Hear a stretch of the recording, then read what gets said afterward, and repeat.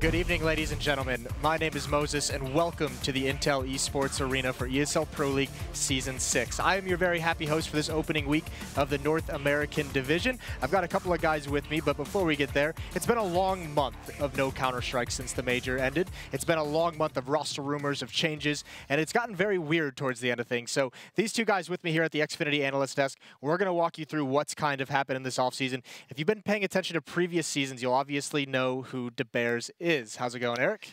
Jason, it's great. I like a little weird, but you know what? Still got the gunners, I see. Well, you know, Nothing I'm trying. changed? I haven't been to the eye doctor in a little bit, so it's been a while. It's been a month, longer than a month. I feel like I missed this too much, and I'm glad to be back, Jason. I'm glad to be back. Well, the guy next to you is James IRL, who is a rank S veteran here in North America. I'm sure you're very proud about that. You also happen to be the analyst for Cloud9, the newly formed quote-unquote super team here in North America. Yeah, so I've been their analyst for a few months now. Jordan actually mentioned it on stream. I forget which tournament it was after. He called me Steve because, you know, that's how good of a job you've been doing. No, because, you know, it doesn't really benefit Cloud9 for people to know that I was doing that. Oh, I got you. Yeah, he did keep that hidden. I remember that now. It's supposed to be a little surreptitious, unlike Eric and I. I like it. There's a lot of mysteriousness around you now. Either way, let's check out the last season. If you guys don't remember how that played out, Season 5 ended in G2 hoisting the trophy out in Dallas, Texas. But on the North American side of things, this is what we had. This is how it ended up. SK, Liquid, Immortals, NRG, Cloud9, and Optic were the top 6 teams from North America that made it over to the playoffs in Dallas at the Verizon Theater.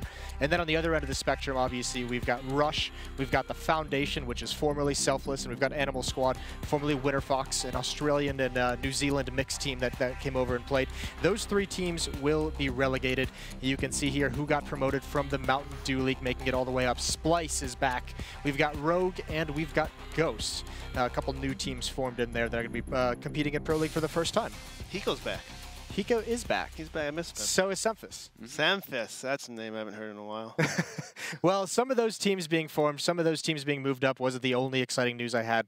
As we said, there was a lot of roster changes, a lot of rumors throughout that month that we had off, and perhaps the biggest one that we had here in the region was Cloud9. We had another friend of ours give a reaction that was very, very similar to what a lot of us were thinking. Let's check out Summit.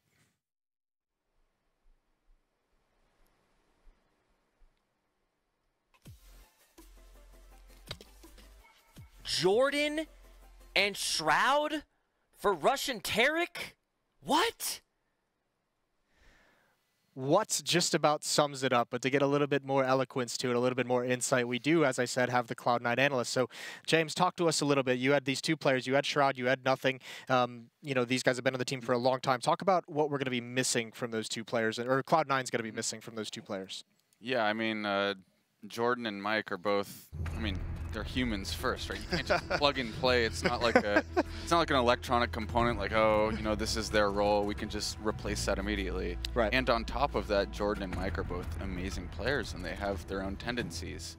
So it's going to be really hard to replace them. That doesn't mean they're not going to be better. That doesn't mean they're going to be worse. I think it'll take some time to see what the actual outcome is, right? So they could be better in the beginning. It could be a honeymoon period where they play out of their minds. Yeah, long road ahead. In terms of tactics, though, I think the tactics are going to take a little bit of a step back for a while. Cool. So. Yeah, I mean, there's obviously not only just the in-game, but, you know, Nothing. Jordan was one of the faces of North American Counter-Strike for a long, long time now. Definitely the face of Cloud9 in its early stages. Regardless, let's check out some of his memories. He had a couple great tournaments towards the end of his run in Cloud9. None better than this moment from ESL 1 Cologne.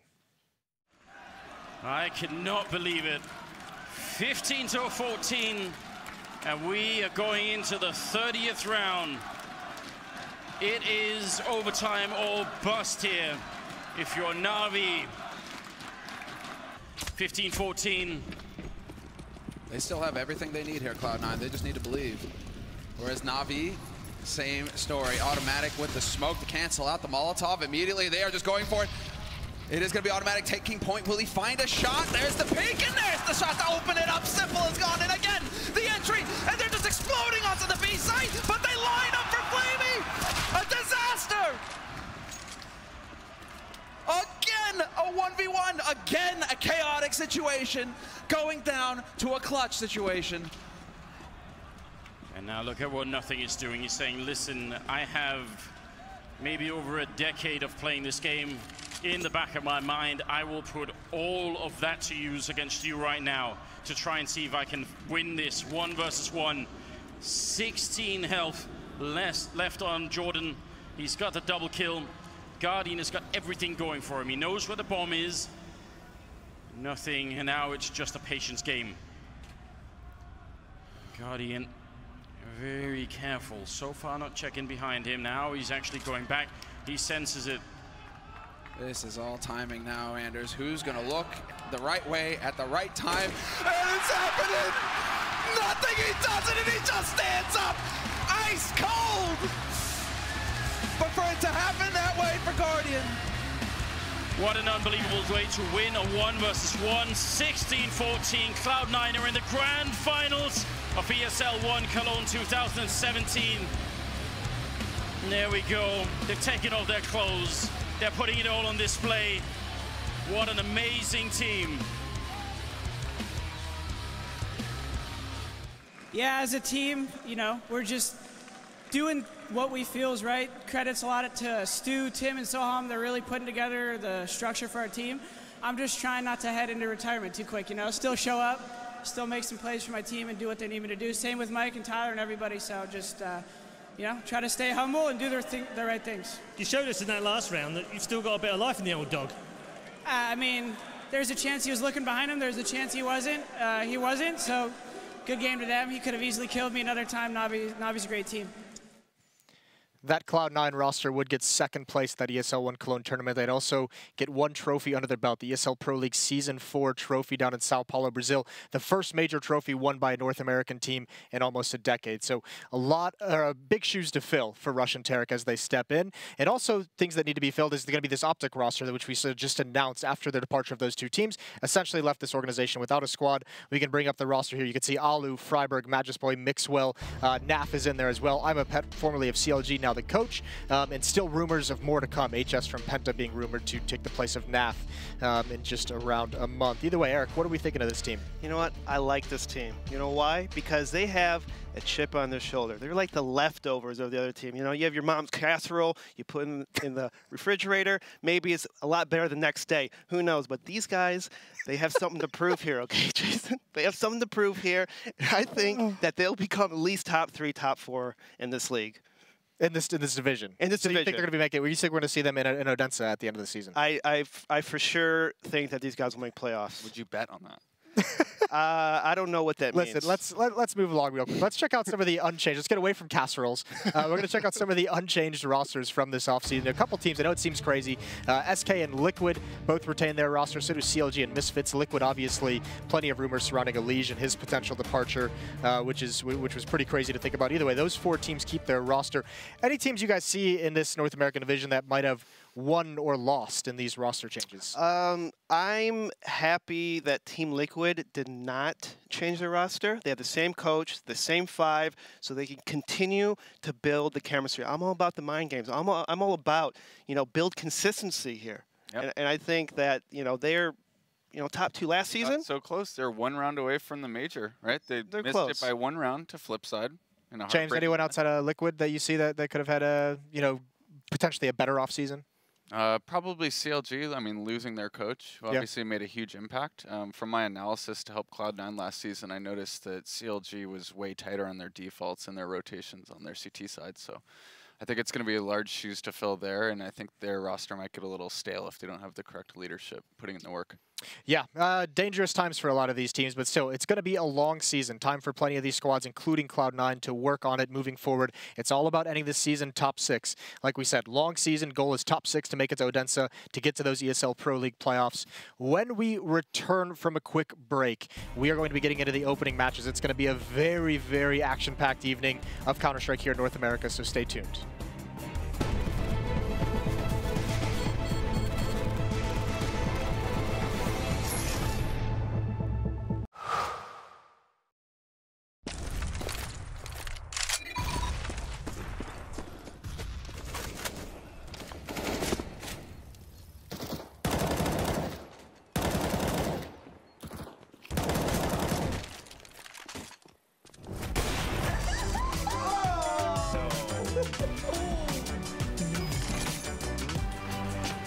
Game, record, and stream without compromise on Intel Core i7.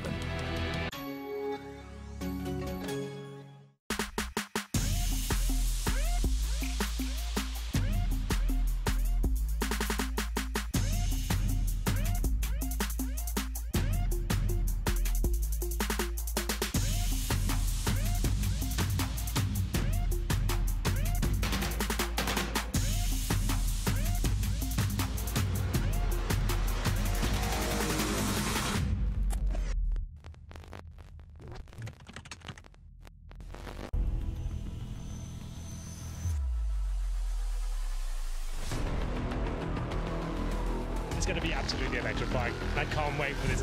Indeed, New York is about to get doublet. It is going to be unreal.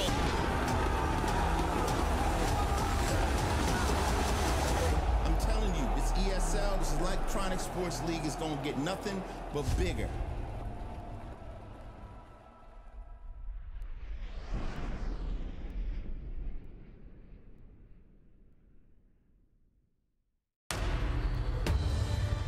Be focused. Be uncompromising. Be the best and never hold out.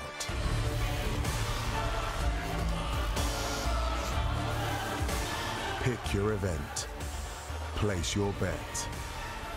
No matter who you are or what you're here for, it's our passion that unites us. Betway, for the love of the game.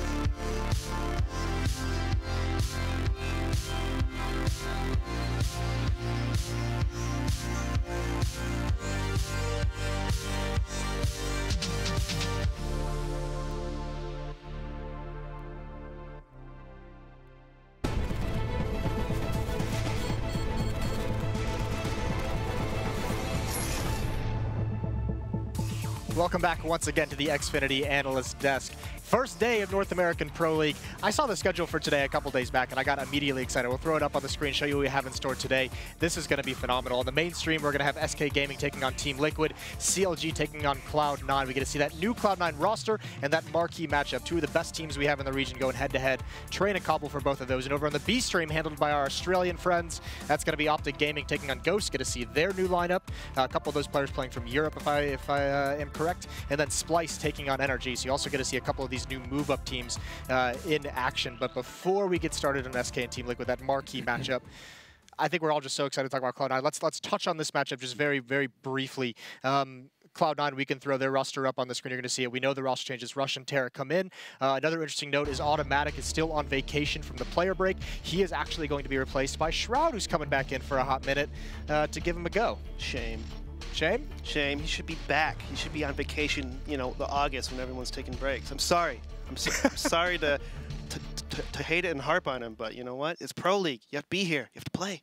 You have to play. Yes. Either way, is your boys going to be missing a step because of that at all? Shroud? So I'm going to go ahead and say something counterintuitive here. I think Shroud will play better than he had played in the months before, because he's the type of guy where if he's not worried or thinking, or if he has any kind of anxiousness, he'll play worse, right? So if he's scared. Right now, he's like, he's got nothing to hold him back. You know, he's like, you know, I'm off this roster. Let's just have fun here and pop some domes. It would be cool to see him just blow up the server today. He can do it. That'd be great. Let's move on to CLG really quick. Another one of these rosters we touched on earlier as one of the few that stayed together throughout this switch. Kusta, Cutler, Ethan, FNS, and Ricky.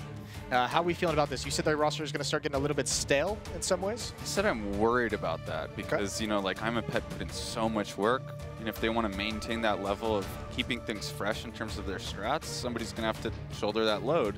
Yeah, and ever since I'm a Pet left the roster at the end of June, they've been kind of shaky. They've been losing matches they haven't been losing to. I mean, they lost to Rise Nation at this recent LAN tournament in New York, and in the qualifier, I mean, and it's kind of like, should they be losing those kind of matches? I know up and coming teams are be coming up, but then, you know, it's a big thing. But Ryu, he's in here.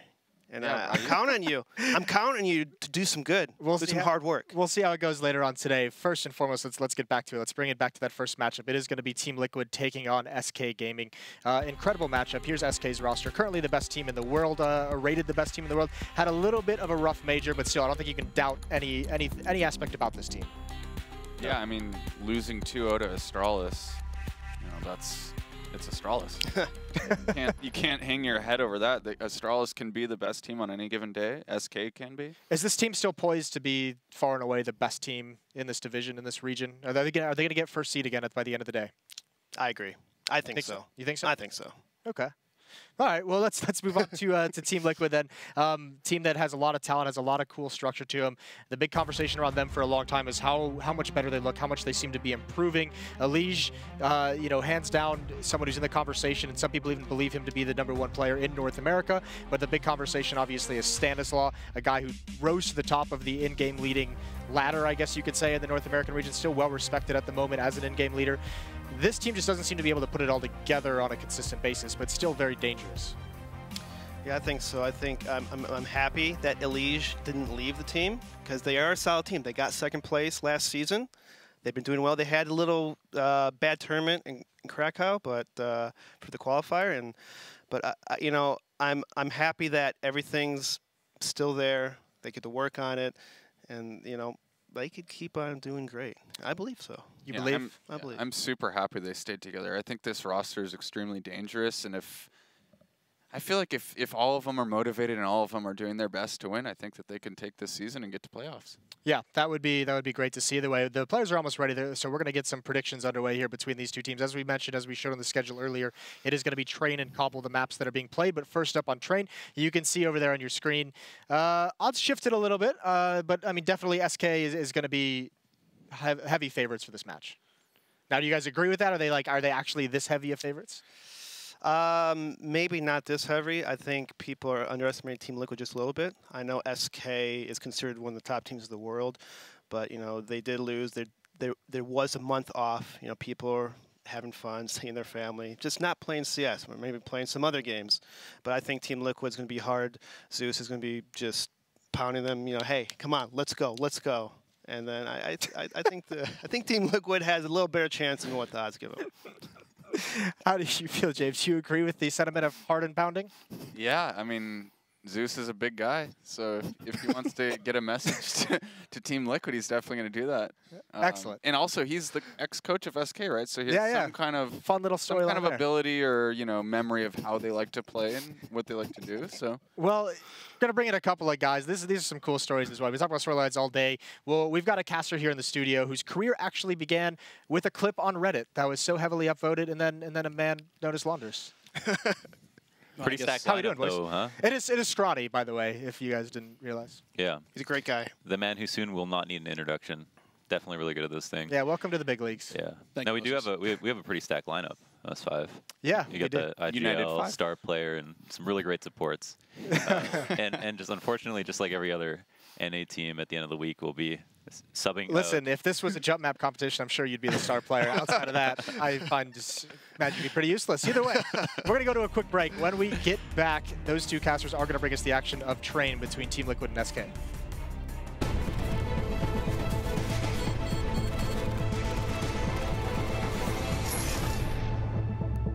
ESL Pro League is brought to you in part by Intel, the City of Odense, GeForce GTX, Lenovo Legion, Bedway, Pay Safeguard, Logitech G, Mountain Dew League, Xfinity, and ESEA.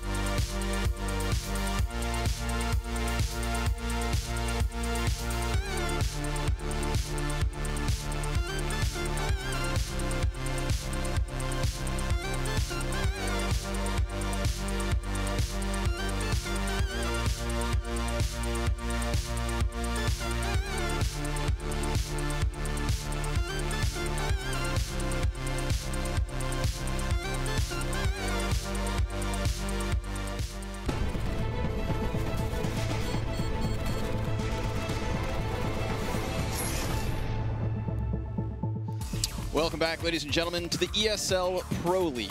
Starting off here tonight with SK versus Liquid.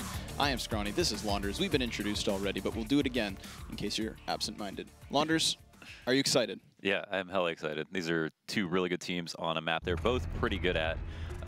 Train is a very interesting map for the fact that if you have good operas, they can be put to such good use out here where the rotations are so short for operas going from CT to B site that they can be used in 3 or 4 different positions in a single round. So, you know, them having Liquid having JDM, SK having both Fallen and Cold Zera means that it's going to be non-stop action round after round. Yeah, I can't help but feel like that double op setup of SK can be so powerful, and I'm interested to see if that's actually going to be one of the tools that they try to use over top of Liquid, because I think that's one that they definitely do have in their pocket in comparison. Yeah. Another player is Phelps, who I think everybody should be watching in this matchup. He plays the position that FNX used to play, which is up close outside. He plays around that E-box area, and he has to cause problems for both ladder and T-Con. And one of the most difficult parts about Train is having that player be comfortable, because all the smokes land behind them. They all land on the bomb train and create like a horizontal wall that allows for safe plants without anyone shooting back. And if there's somebody out there at E-box getting 1 or 2 kills and getting traded out, it makes it much, much harder for those executes to work well. So for Liquid, it's going to be the difficult part is finding a way to kill him before their executes or kill him during the executes and guaranteeing it, because that's going to be a very expensive round if they don't. I think it's also really cool that we're actually kicking off this season with the 2 teams who finish in 1st and 2nd place of the last season, and then of course that both of these lineups don't make any roster changes. Yeah. That's one of the you know the noteworthy points is that there's not that many teams that come in directly mirroring their lineup and performance of last season, and then to kick it off on this note, it's going to be Very, very exciting. We'll see how the break actually affected players, whether or not SK is going to be coming in with a fresh look, if they want to try to use some cool stuff. I know James, before the broadcast went live, was saying how SK like to be very intuitive with their online play, that they like to try up new things and see, you know, what they've come up with. So they've had that grace period, have the chance to make some fresh ideas. I'm excited to see if they employ it. Yeah, some people really took a break. You know, I imagine G2 really took a break. They came coming back and obviously losing to Envious in a best of 3. Not unheard of regional matchup, but still a big upset. And I think, you know, the fact that if you're going to take a month straight off and then maybe DM for a couple of days before, some players are not going to be playing as well as they would maybe a month out from now. But it'll be interesting to see if Liquid are more comfortable or if it's SK that's more comfortable right now. Speaking of being comfortable, we hope each and every one of you guys stay tuned. We're going to take a short break and then come back when the action is started. It's just going to be a short one, so don't go too far.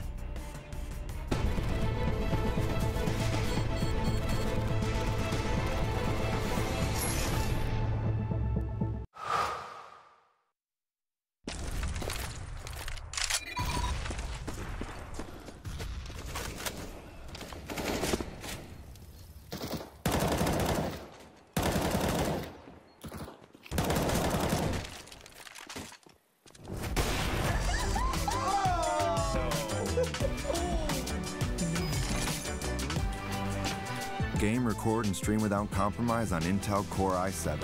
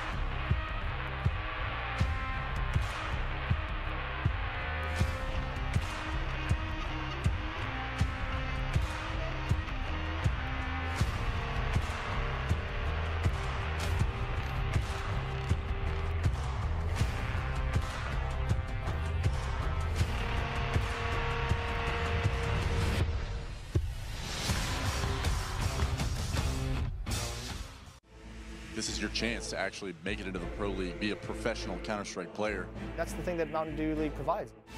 Kinguin, you know what? If anybody has a shot at 2-0, it's Kinguin. Beautiful Counter-Strike. You usually only see that into the professional level of things. We are one of the youngest team in top 20. Many teams can underestimate us, and we can surprise them with our tactics, show our Polish power.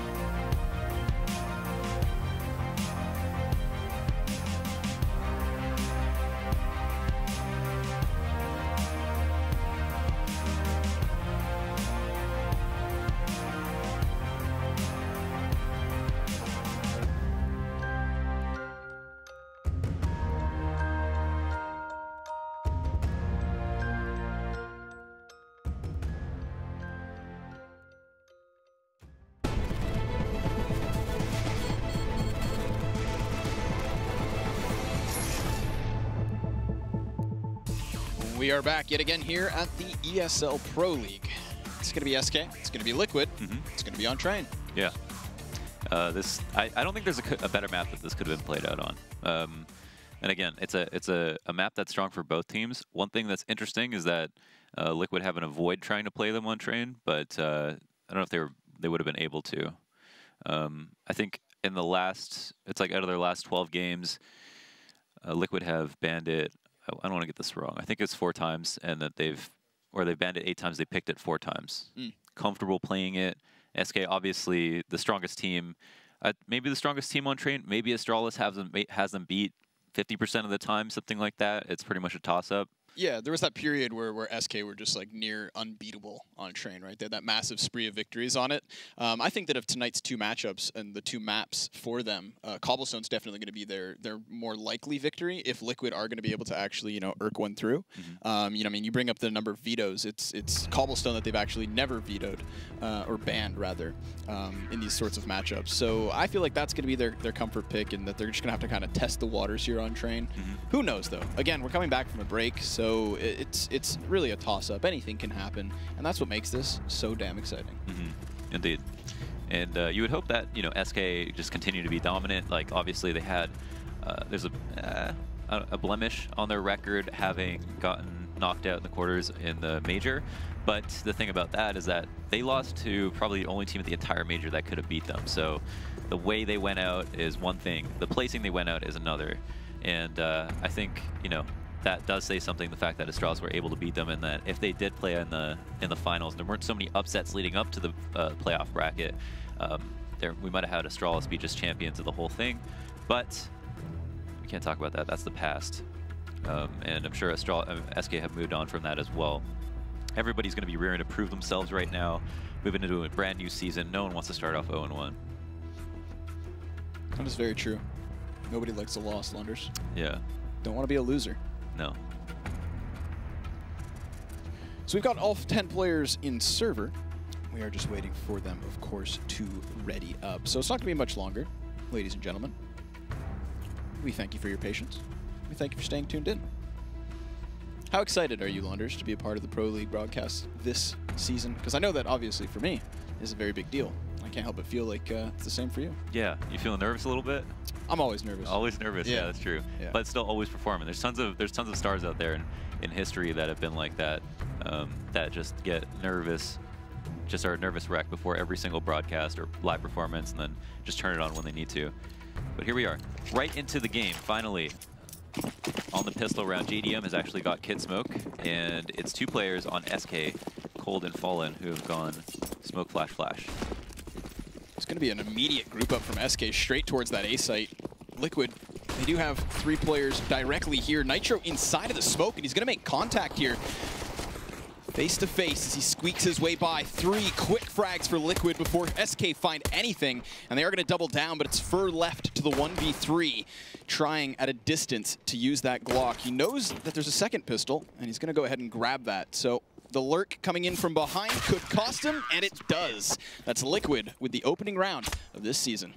JDM didn't even have to let go of his smoke, and it's kind of interesting. I don't know where the smokes from SK plumed, but we didn't see them be that effective. I think here's one to kind of deny line of sight of vision from Ivy, but as we can see, was able to subvert that risk by going on top of the train. JDM getting 2 kills off the back of it as well. So the player they tried to neutralize ends up being the most important player of the round for Liquid, and doesn't have to spend any more money, or at least save 700 bucks going into this round.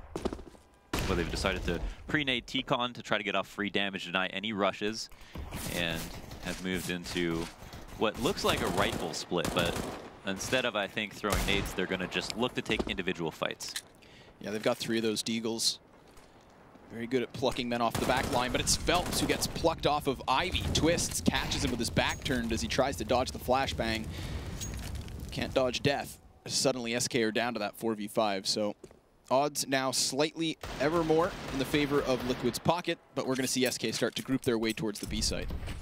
Yeah, and you do want to do this before you really do go down to that 2 or 3 player mark, because you lose so much effectiveness having only had pistols, and getting a bomb plant is equivalent to a win for them on a rifle round. So that's all they're going to be looking for. Cold Zera to try to bait any last attention he can to A. hold players here as they move in. It looks like the bomb's going to be securely put down. Yeah, Molotov to burn the feet of Fallen, but Stanislaw catches the head of Taco. And so it is just down to one player left. That's coldzera. He had shown his presence over Swords T-Con, so Elige is just going to jump on the bomb. And coldzera is going to lurk back. Kevlar Deagle moving into the next round. Not that bad. They got themselves the bomb plant. That's all they wanted. I wonder if it was communicated that coldzera was meant to stay in T-Con and fight as long as possible. Knowing that someone was at E-Box meant that he could actually guarantee that there are only going to be maximum 4 players inside. And I think for Liquid, because of that constant threat, they actually had more than one player pay attention to A, and that allowed SK to get down that ramp. I want to say, either way, big win for SK, who really needed a plant there in the second round. Did spend quite a bit of money in spite of that, but at least saved one Deagle. That's something. Buying a couple more Deagles with that one, but already Fallen falls to the bottom of the ladder, to the MP9 of Elige, who looks to find another. Taco baits the shot, though. We've got damage dwindling down the entirety of SK, but JDM making quick work of one as Nitro takes the next 2, and it's just coldzera yet again, still with that Deagle. And again here, his goal is just to do damage. I think invested in head armor for this round. Immediately gets that level 3 helmet taken off. And they move into this round now with a full buy. Liquid have the option to either recycle the guns they used in the previous round or look to upgrade a few. And it seems like it's going to be a complete bonus for a round for them, as every single one of their players has enough for full rebuys, doing an excellent job cleaning up on those anti-ecos. And we'll be hanging on to 2 MP9s and a scout. If you have an op, then you might be forced to upgrade your other weapons just to make sure you win the round, because you not only lose the round, you lose the op. But in this circumstance, they might be able to get away with this. Going for some early Ivy presence as 2 of the players of Liquid smoking and sectioning off the T side. They could get cheeky with a boost here. There are still shots being sporadically sprayed through. But Twist to the top side, sees Fallen at a distance. Now he's got that op, so you've got to be cautious, but they also know the man's up close. So 2 players revealed and 1 taken down on the other side. That's Liquid to the 4v5. It really was Fallen who has been at the forefront of taking control of Ivy and stressing the importance of it. Always pushing down there and trying to trade out whenever possible. So it's no surprise to me that we see Liquid fight for a very important part of the map. Whoa, that almost was another free kill. Risky play, but this is also risky. Fallen pushing up close, gets caught fully flashed, and Twist takes him down. Phelps unable to trade just yet, but he does go charging through the smoke. coldzera finding 1 frag, will put it to the 3v3, but SK are already softened up. Another headshot connects, so all 3 targets tagged. And Elige just lingers next to these flames as Phelps has crept his way behind Ivy. Elige is aware of this. Twists could have called that someone may have gotten past him. Elige takes 1 duel and gets the best of Fur. Meanwhile, Twist spots the next, and it's just coldzera left. Yet again, he is the last man, but this time he goes down. Yeah, very interesting round. As we saw, initially losing Stanislaw on that Ivy push and not getting anything for it, and then eventually having to fight Ivy once again. Twist being very annoying here and getting his 2 kills.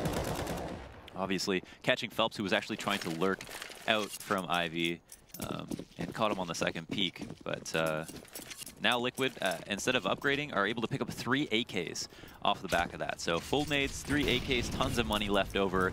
SK back on a save, another round to add to the bank, and this couldn't be a better start for Liquid.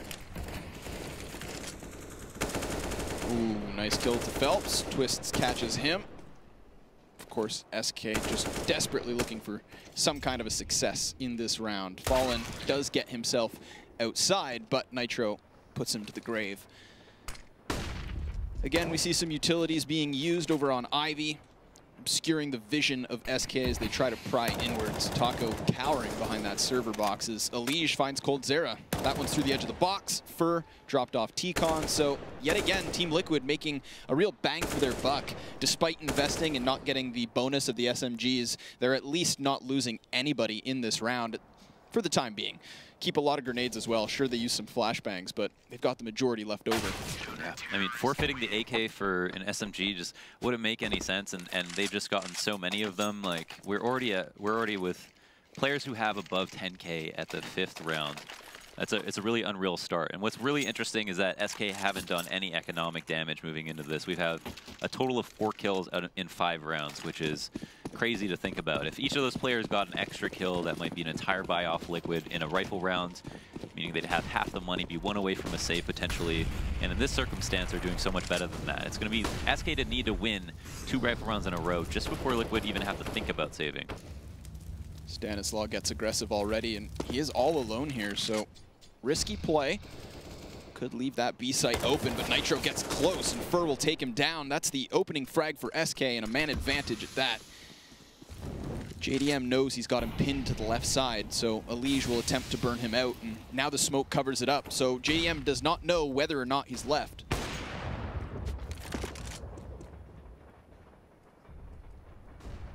This is going to be a good opportunity for SK now to employ their tactics. A lot of presence to the middle of outside and a rotator for inner. I think at certain point in this round, Liquid are going to either stack one or the other side. And for fear that with this advantage, SK will be able to press it and not mess up like they did on that previous rifle round. And here we have Phelps getting very aggressive. He's alone, however. Twists is still up close, was playing to the opposite side previously, but it's a trade frag here for Liquid. And now the 3v3 as Twist sprays at a distance. He does go down, and SK continue forward. They're going to smoke off the Zed, forcing Elige downwards. They know he's there. But of course, it's Stanislaw who's yet to be revealed. coldzera keeps the players towards Ivy pinned. Elige tries to make a bit of a ruckus as Stanislaw gets up close. He's going to get the blind side onto Fur. That's 1 down and 2 left over. Kits on both, but no nades for anyone involved. Taco to the side of the E-box gets dropped next, and it's all on the Opera. Cold goes out, and the shot goes astray. Doesn't see the man above, and that's Stan and Elige with a 2v3 on the bomb site. In these 2 rifle rounds, we've had 2 4v5 victories for Liquid. And both these times, it has been Twist to be able to even out, this time killing Phelps at Ivy in obviously a 2v3 retake beyond that as well, which is crazy to think about. I think we actually saw Cold miss a couple of shots from ladder that he would have normally hit. And again, some of this stuff you might be able to put to the player break, but at the same time, you know, it's important that, and they know they had to be informed coming into this season, so incredible start so far from Liquid. Kind of disappointing to see a team lose a 4v5 no matter who they are, because that's just not good Counter-Strike, but at the same time, with the shots that are being hit, it's almost forgivable. Fur gets himself aggressively outside this time already. Sees the man to the far, but that's Twists with another kill. And here comes Nitro. No, it's Twists with 3. And Elige trying to get up close and personal to kick in the teeth of what's left of SK, but instead it's his head that gets popped. And SK Gaming with a chance back into this round until JDM takes coldzera down and leaves Fallen 1v3. Twists just playing patient, does get snubbed out of that one. And this is going to leave Fallen with a minute on the clock and a 1v2 clutch on the table. Quite a winnable situation, 50 seconds remaining. He has to recover the bomb, has been spotted, but it's also in Liquid's best interest to just give it to him, considering they can't help each other and wouldn't want to make this a 1v1 for no reason. So here it is. It looks like the plant will also be forfeited as our man Stanislaw is working his way back to inner to go for a 2-man push through Z. Of course, still 2 smokes for Liquid to section off places on the retake. JDM nearly gets caught by Fallen. So now he knows that there's at least 1 man here. But Stanislaw looks to play the old bait and switch. Not that he's going to need it. JDM peeking wide, takes him down, and that's now 7 consecutive rounds for Liquid. Indeed, and we did see that round end up as nearly a 2v5 victory for SK. If Fallen had gotten that kill, it was all up in the air, and we're going to take a look at that Twist 3K one more time since we saw it from a different player's perspective. Long range spray down on the first guy, and both these guys coming out of T-Con. Taking bullets for friends here. Fantastic stuff from Twist, who's been a monster at Ivy past for sure. He's just been a monster as of late, ever since his addition to Liquid. Yeah, very consistent fragger. It's certainly not the reason they didn't qualify for the major, that's for sure. He played well.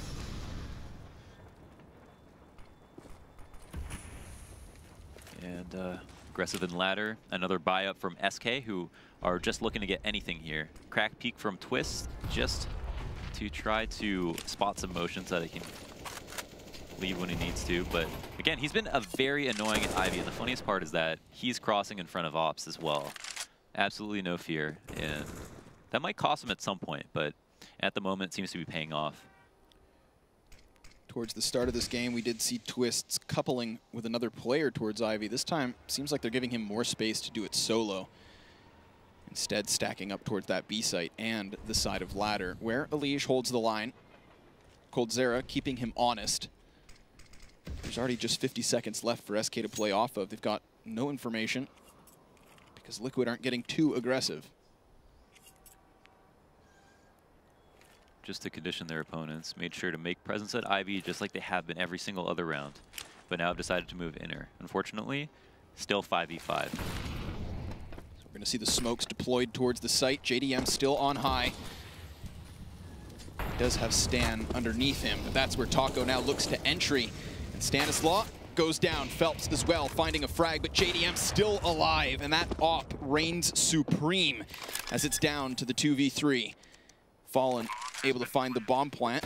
And then as he looks upwards, Twist catches the headshot, so it's all on Phelps. And Nitro's already got his number, checking the kneecaps and getting Liquid to an 8th. Man, you got to hand it to Liquid. They had everything going for them that round. SK tried to be annoying at Ivy as they just have always been, as they have been for these last 2 rifle rounds, doing everything they have been normally, not giving Liquid any tells whatsoever. But because they weren't able to get a kill this time, because they weren't even able to take control of anything, we even had a player in ladder to make sure that it wasn't going to be a fake back to outer, making sure that our player who was pushed up inner with his teammate in Z were both able to stand there and know with conviction that it was going to be their site that was about to be hit. And that allowed Liquid to, even if they were to lose some kills, be fully ready in every situation for an inner hit. coldzera standing in the flames, roasts alive to the incendiary of Nitro. So, an opening 5v4 already here for Liquid. They continue on this rampage, but Phelps looks to take the place of his dead comrade. Elige to the top side of the bomb site finds another frag, and Nitro walks right by Fur, who executes him with ease. It's still going to be a man advantage, but another bomb plant for SK until Stanislaw comes out from ladder and Twists from Ivy, just pincers onto the bomb site, taking Liquid to the 9-0 start. This just doesn't slow down Launders. Even despite SK finding consistent bomb plants, it's like Liquid are letting them have it because they're so successful in these retakes. Yeah, and it does come to that at this point where, you know, it's annoying to have to fight up against rifles every single round you want to buy, but you know that that's working. So allowing the bomb to go down, not getting too aggressive early on, and letting the round play out has always worked for you. It's such a good idea. And I think we have Stanislaw making a smart player. They're pushing inner because he's noticed that when they do go fast outside, since they haven't had any results, they've been committing most of their people there. They haven't decided to fake because they haven't been able to make anything happen in the early round, and that's I think that's what tipped them off. So SK are going to be kind of salty about that fact. He was a huge player in that last round, getting those 2 kills from ladder room, and there's no reason why he shouldn't be able to do it again in the future, which means that SK are going to have to play less people inside. Yet again, Team Liquid just showing some early presence. A couple of nades downrange to keep SK honest. And then they just pump the brakes. You see the Molotov and the smoke grenade over towards the B ramp, but it's like SK have their eyes set on A. Elige from Zed dealing damage back versus Fur. And Twist is fully blind, so he's not going to be able to help out in this gunfight, not as of yet, as smokes continue to plume. 2 quick frags, though, for Liquid. Excellently done, as they do hold SK back. And 2 of these remaining 3 players for the Brazilians are already heavily tagged. So their job certainly not easy, as they have 45 seconds left. They've hit a bit of a wall towards this A site. They have slowed things down. And coldzera catches the headshot onto Stan, so that's something to play off of. Fallen up close. He's been able to creep near Nitro, who does duel to the top side of the trains where coldzera goes down. Elige just looking to spot as a distance. Twists by his side. And that bomb's still not yet on site. Not many options here. Ooh, but one man gets crossed. It's all on Fallen. Tries to find the plant desperately so. Twist spots him, but not in time. That's another plant here for SK. Yeah, a little bit of a spectator discrepancy there, as he certainly wasn't able to see him like we could in that smoke. There it is, 10-0 for Liquid, excuse me. What a start. And again, another outside play that was relatively fast. A lot of pressure being put on multiple choke points all at once. SK kind of getting away with it, getting outside, but in the process, Liquid hitting every single one of their shots, getting dinks off left, right, and center, and just not letting them aggress comfortably with that consistent man advantage. And it seems like the only times that SK are able to do it is when they get the one kill isolated with no ability to move on that kill. And when they do go outside in numbers, they aren't able to get the opening. So hard to tell if these patterns are quite simply coincidental, or if it's because Liquid are much better versus executes, which it seems like they're pretty well apt to deal with. Phelps again, aggressive by himself. At Ivy, this time he's got 2 players to mess with here. Phelps missing his first bullet, but still getting away with a kill. Another player, Fur, the tag team duo, coming through and shutting up Ivy. It's a big advantage, but Nitro looks to take it back as he spams through what looked like a slight crack, but it's not the case. It's only once Phelps walks in that he goes down. So SK have lost the 2-man advantage, but do still hold one over the heads of Liquid. Molotov towards T-Con. Nitro duels yet once more, and no, not like this. SK, having lost the advantage they were able to fight for, but Fur is still over towards the B site, behind enemy lines, and trying to creep this kill onto Stanislaw. They go back and forth, but Stan gives up his back, and down he goes. So it's all on Nitro, who already has 3 frags in this round. Would need all 5 to close it out. It's not looking like it's going to be an interplay. Taco just making sure of ladder is going to run inner, knowing that they have Z covered, and all of back lanes really. Fur, as he lurked in the site, got a lot of information here, and if Nitro gets this opening kill, it could get weird, but oh, wow. Catching him on that shoulder peek. SK close up around, finally, with the help of Fur sneaking his way outside. Hard to say that that is a sustainable way to continue to win rounds for SK on T side, but at the same time, they'll take what they can get at this moment. Even if they win a couple, it's going to mean a lot for them because they are just not looking very solid at all. I mean, consistency is going to be what's important here. 10-5 of a half. If SK win out from this point on, they're still going to be par for the course. Certainly turn this on its head. Again, big advantage early on for Liquid. As Fur gets shut down, but Taco comes out and sprays to connect for the first and second. Nice control of the AK to find that 4v3. JDM smoked off despite Twist being by his side, wary of the Ivy push, seeing as SK have been there before. Molotov gets extinguished from Stan, but JDM still takes one down. And that's going to be Liquid swinging it back to equal numbers yet once more. Bomb able to cross as the frag rains out. And now it's Liquid back on the retake. They're going to be coming in from 3 separate sides.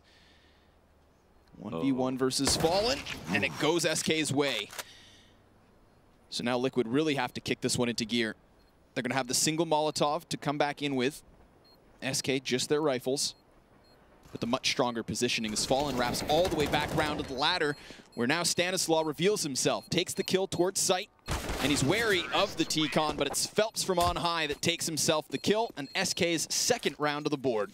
Man, there are some uncharacteristic whiffs going on both sides. Coldzera's missing a lot of shots. Taco took forever to get this first kill. And I mean, like, to my own standards, I mean, I would let myself, if I got an ace and that was one of the kills, I'd probably still upload it. But for Taco, it just it doesn't seem normal that he's taking so long to finish somebody off. Fur had the opportunity on that previous round where he lurked inner and he had that position held on Z and missed a couple of one-taps that he probably would have got normally. So it's getting strange. JDM punished, though, immediately through the fire and smoke at Ivy in the midst of the chaos. Comes out the loser. Twist as well is hurt, so this is a big win. Ivy control and op taken. Your other Ivy player is now in a position where he can't play as aggressively as he likes. That's a big deal as well. But even on that last round when they got outside, it seemed like they took a long time to get that bomb down, and I worried about them. There were certainly openings for Liquid. in this round. Ivy could be one of those. We see SK looking to split yet again, but it's Twist who splits the head of Fur.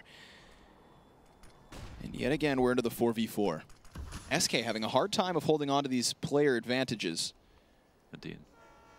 But Phelps' ability to creep out Ivy has been shown before. And this time it's only Twists to hold it off in the same spot that he killed Phelps' teammate. He gets the chance at dealing damage, but falls off the top side of the train. So your number 4 man now has to worry about the fact that the back lanes are compromised because of that smoke, whether Phelps uses it or not, and Twist also has to worry about this lurk, which seems he is completely cognizant of. Steel deals some damage, and this now pulls the trigger on that execution. Elige to the top side of Zed, peeks wide, drops the bomb. There's 15 seconds left on the clock, so SK need to get it in. And Taco will do exactly that. As Stanislaw looks to come in from ladder yet once more. It's Nitro towards Old Bomb.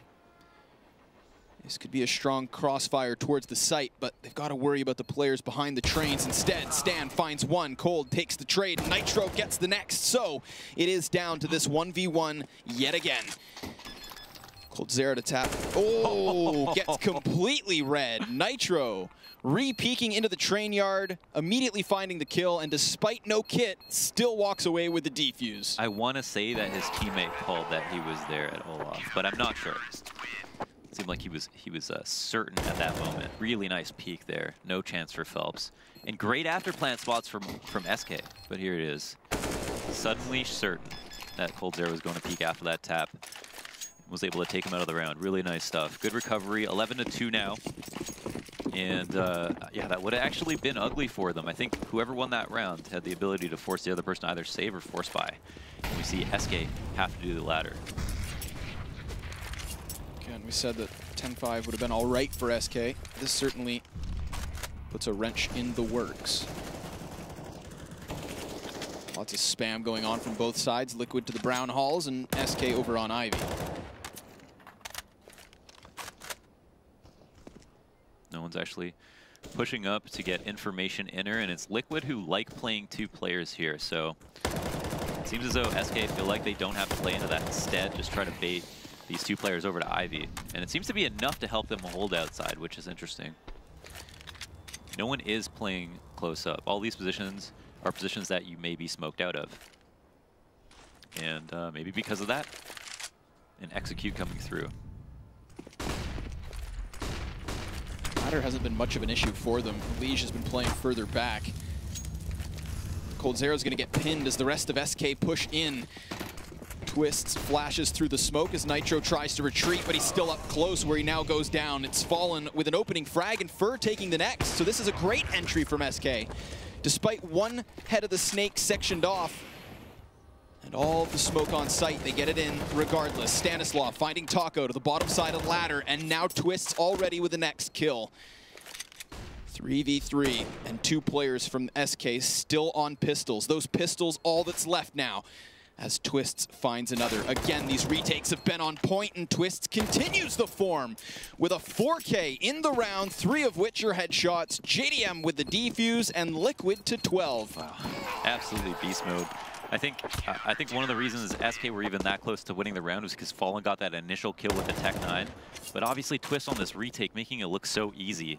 They moved into 3 different positions here and was able to get a kill in every single one of them. And probably the last one off of the comms because of the noise that was made when he shot at ladder, but still. Wow.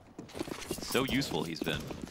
Last round of the half. And it's been quite a hectic one. SK have decided to force up. Because they decided to force up on that last round, are in a situation where they have to force up again. They could have taken the L, but then maybe wouldn't have had a great buy in this round anyway, and that's why we see the double force. Doesn't necessarily mean they're on tilt. JDM not going to drop just yet. Will retreat towards the oil tankard. Elige with an opening kill onto Phelps, but now the rest of SK just come into the B site where they continue to drop like flies. Taco dropping into the site, but now he's all that's left. He's able to grab 1 kill off the Galil, but Stanislaw stops him there, and that concludes the opening half of Train. Let's take a look at those highlights from this match, and I think in those 15 rounds, it's been a lot of twists, that's for sure. Yeah, by all means. So, as we take a short commercial break in between these halves, be sure to stay tuned. You guys are watching the ESL Pro League.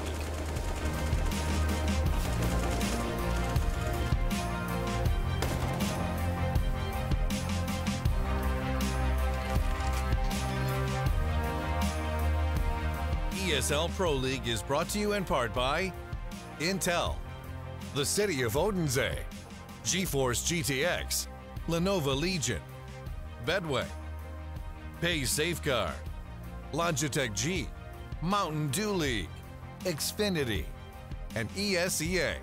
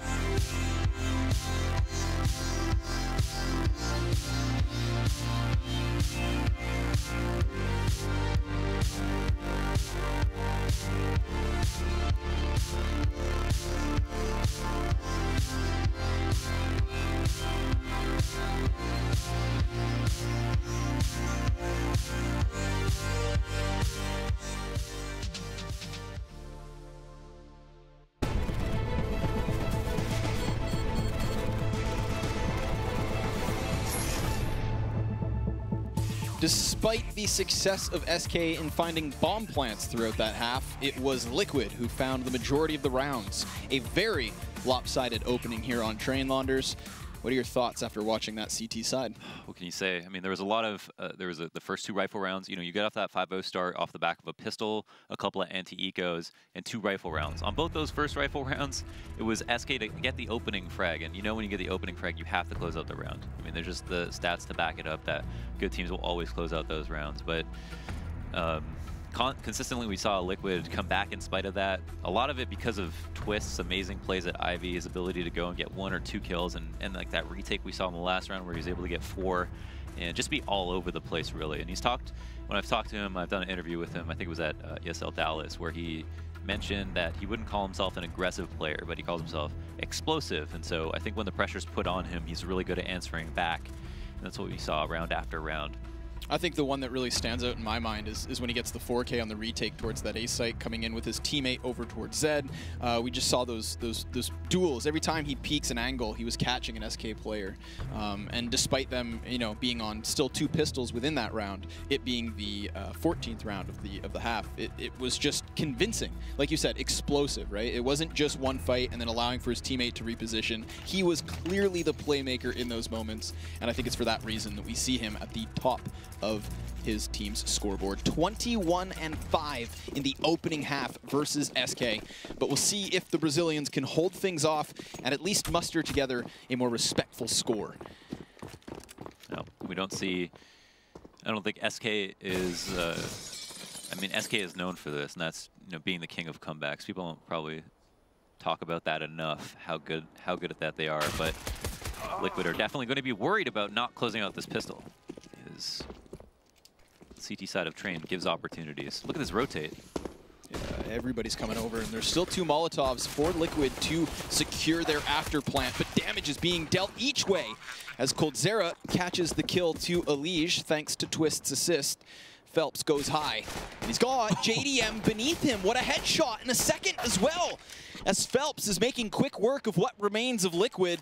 They do still have both players on the mollies, but there's a smoke from Fallen to block things off, so they have to find the frag, and they're not. It's going to be the defuse, as SK at least have the pistol to work with. Really nice retake. Obviously, Phelps coming in with those 2 very important kills makes a massive difference. The hard rotate meant they were so confident that it was inner, that they were really well prepared to make the most of that round. And the fact that they had the kit and the smoke and the defuse and the smoke was perfect. And that's how you plan for the round to pan out as a CT moving into the pistol. When it's an inner take, you usually don't see something like that. It's some variation of it.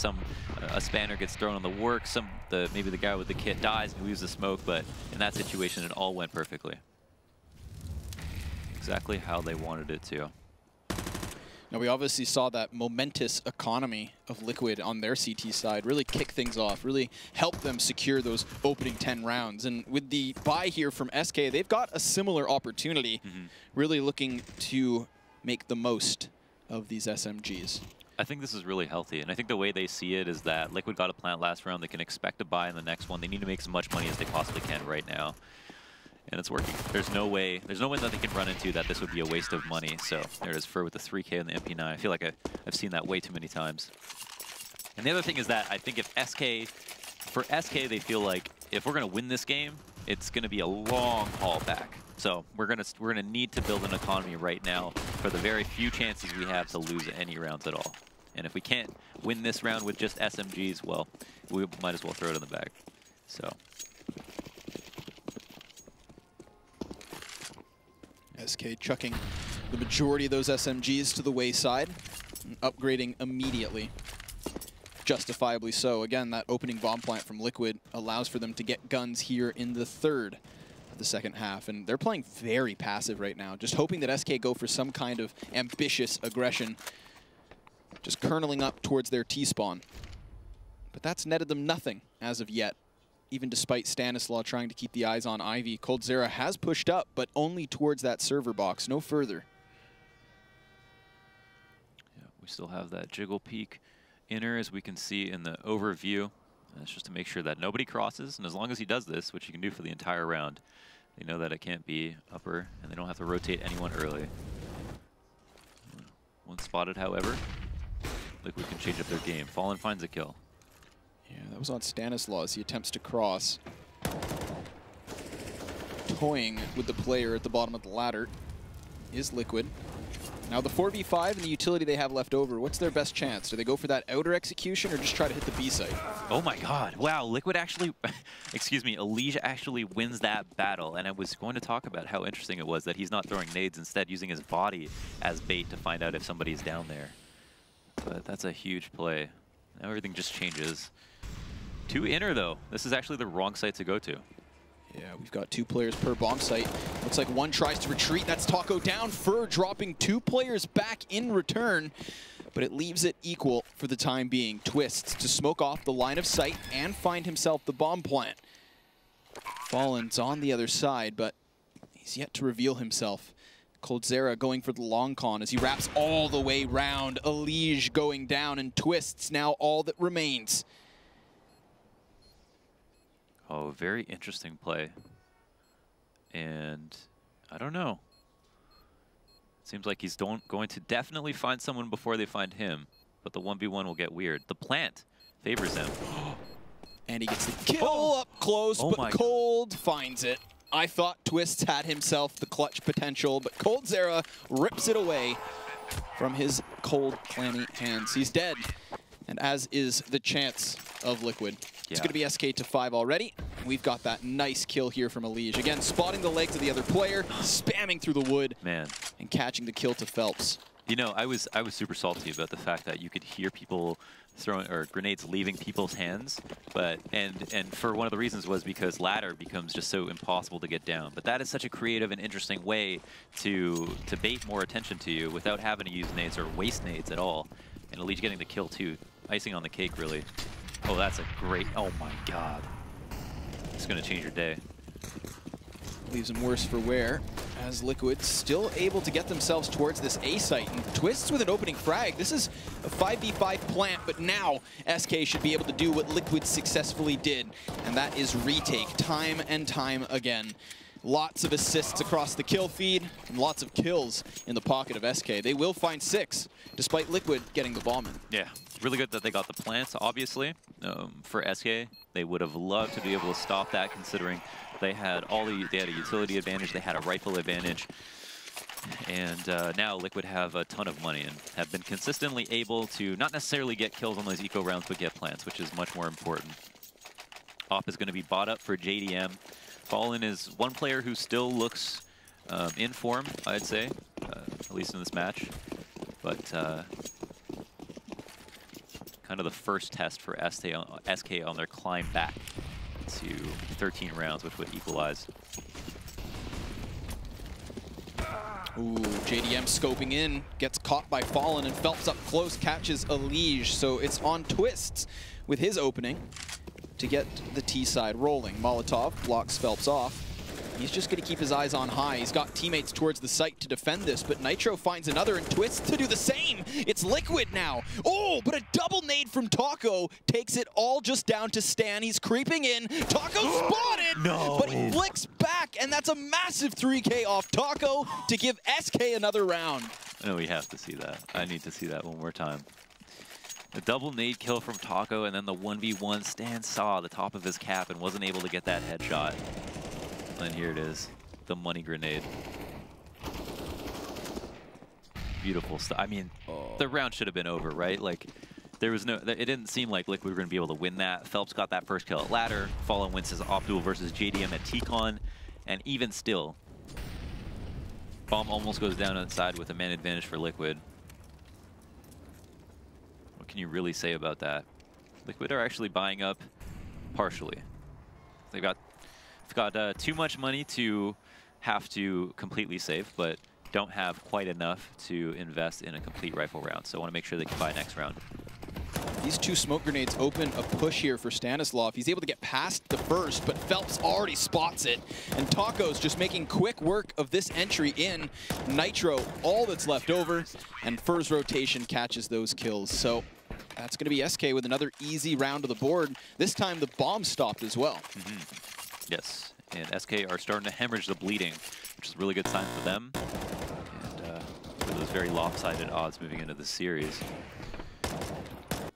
Great cleanup, no bomb plant, big win. Liquid, however, were set to buy no matter what.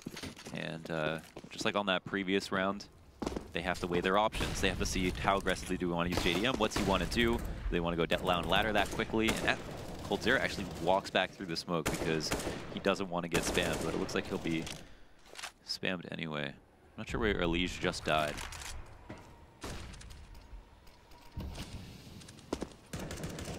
But another 5v4. The majority of those five still over towards that A site. Maybe having felt that early Ivy pressure, as they've now put a second player over towards B. So just shifting their forces, evening the field, and anticipating any kind of play that Liquid could throw their way. Smoke to the left side of Ivy, as JDM will retreat here. Yeah, and kind of playing into the hand of SK right now, who have pretty much forfeited any Ivy presence that they had. Which means they're extremely ready for T-Con, extremely ready for ladder, and extremely ready for inner. Actually reading this rotation then, and emphasizing presence towards where Liquid are headed. Now, even if Liquid were to just immediately U-turn and head back towards the ladder A push, again, SK's in position for this. There's still enough utility on Liquid, not only for the execution, but the afterplant to boot. But that Molotov at 20 seconds is really going to force things into an awkward spot. It gets smoked out on SK's terms as Taco takes one off the top side. Fur drops another on ramp. So what's left of Liquid will save this round. And that's going to be SK now on 9. Oh, this comeback's real, Launders. Yeah, really in their heads at this point. SK probably feeling a lot more comfortable, especially when you're paid off with such a good read, where you have 5 players alive, but you're still playing 2 inner, you're not having anyone watch IV, you're completely calling out Liquid's plans and maybe assuming that they aren't going to abuse this part of the map. Then, I mean, you know, the fact that they do run inner, the fact that all those nades were timed perfectly, even though Liquid gave them no tells, that's back to the drawing board for Liquid, and that's a lot of confidence gain for SK. And I assume we have what may be a tactical pause, and that's been confirmed. A good idea for Liquid to think about this.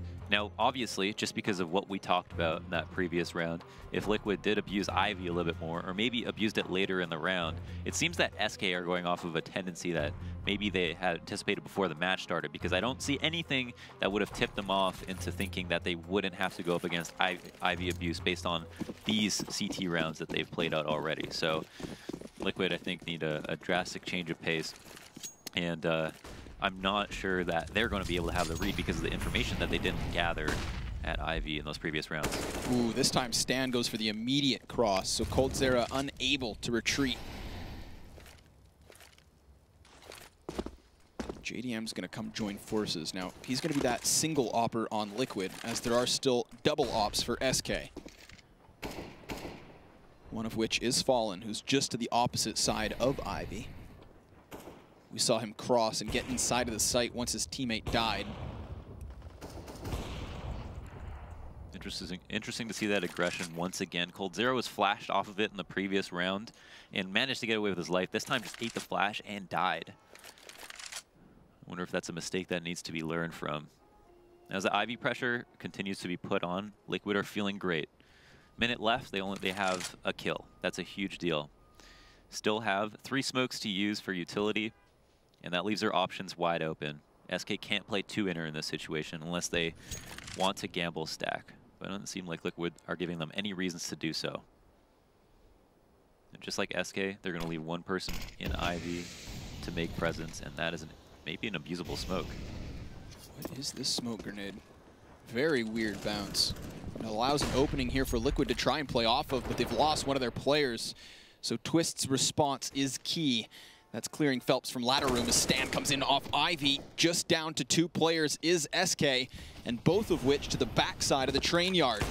Taco on the op, tries to fire off, and the bomb's been dropped. That's 10 seconds to the clock, and Stanislaw with a response, but Fur 1v3. Oh, he can't plant. It's done. Wait, he might get this kill. Oh my God. In the last moments of the round. Unbelievable. That is 2 heartbreaking losses now for Team Liquid. The one round where Taco is able to get the double frag grenade and then the cleanup kill on Stanislaw, and now this one here where the time is of the essence. He's able to walk away with a 10th round for SK. Liquid had such an opening on that bomb site. All the kills go their way. Perfect timing between T-Con and Ivy, but it still gets locked out. Lady Luck is on the side of SK tonight. And it's like, how many heartbreaks do you have left? It gets worse and worse, and you start to forget the context of those losses and just start piling them on as loss, loss, loss, loss. And that definitely affects your confidence. But, you know, I was going to talk about how Fallen was just so unaware of the fact that Ivy was possible. Fur was wasting his time there behind the smoke, or maybe could have watched it, just not dedicated himself to it, so that Fallen maybe didn't have to watch outside as hard. Or maybe he should have just been in a more safe position. Either way, there were so many flaws in the way that they were handling that aggression, and Liquid were able to take advantage of it. It's a round win in some regards, but this game is getting too close to give Liquid any handouts. 8 consecutive rounds thus far from SK. And not a single T round to the board for Liquid yet. But yet again, they've got themselves in a prime position to split into this A site. SK currently committed to these forward positions. Even with a wall of smokes, they'll be able to just try and lock down the site itself. They've still got that op of Fallen nearby. coldzera on the other side of E-Box will find the opening frag, and he sprays for the second, but Nitro stops him there. Stan again coming in on Ivy at the perfect time. Takes it to the 3v2. 15 seconds left, but there are no CTs who remain. SK gets completely slain as Liquid find 14. Yeah, huge play from Stan, timing it so well once again. Able to abuse Fallen as he's forced to turn around, and it seems like Fallen's been in these positions where he's ready to divide his attention up between 2 choke points, but sometimes that costs him the entire round. And you have to wonder if that's the best option for him at all times. I think that allows SK to play lighter outside when they need to, but at the same time, if it's a known strategy, obviously, Liquid seem to be abusing it. Nearly the same setup, except for the bomb lingers towards the top halls. And there's less emphasis over on Ivy.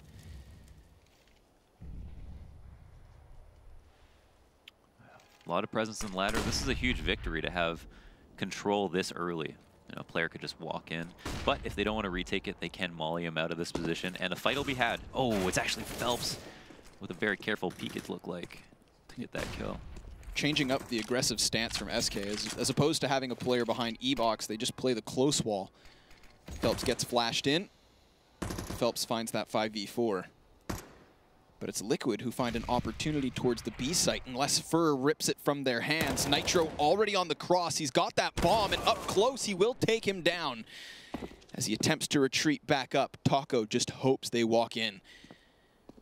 SK yet to fully commit on this rotation. They'll take the safe route all the way through spawn.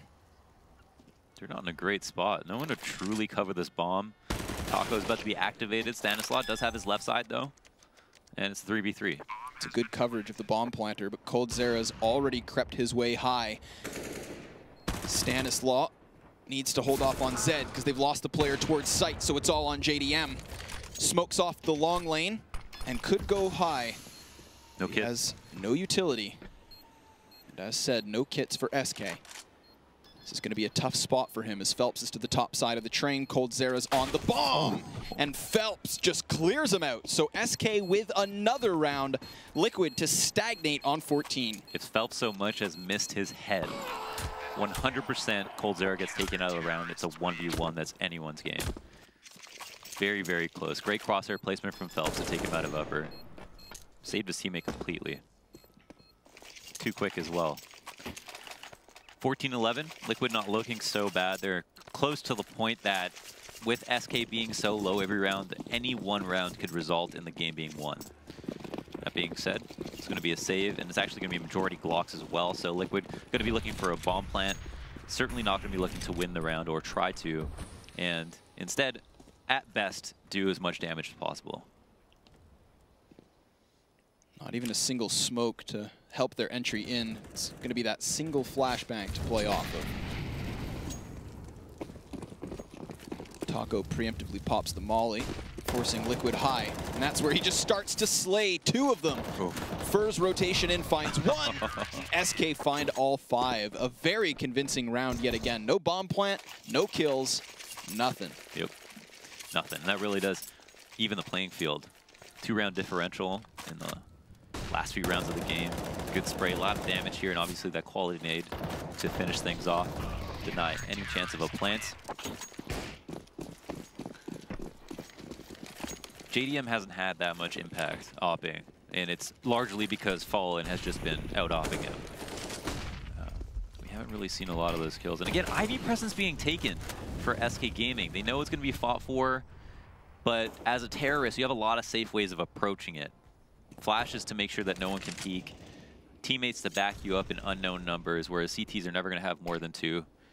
And so it's been a toss-up as well, whether or not SK have been able to take control of it.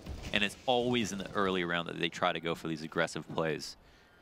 So I think it's more fortunate for them that they weren't able to do anything.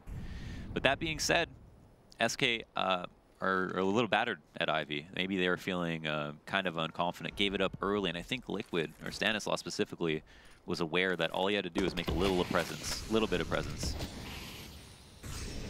to push them back a little bit.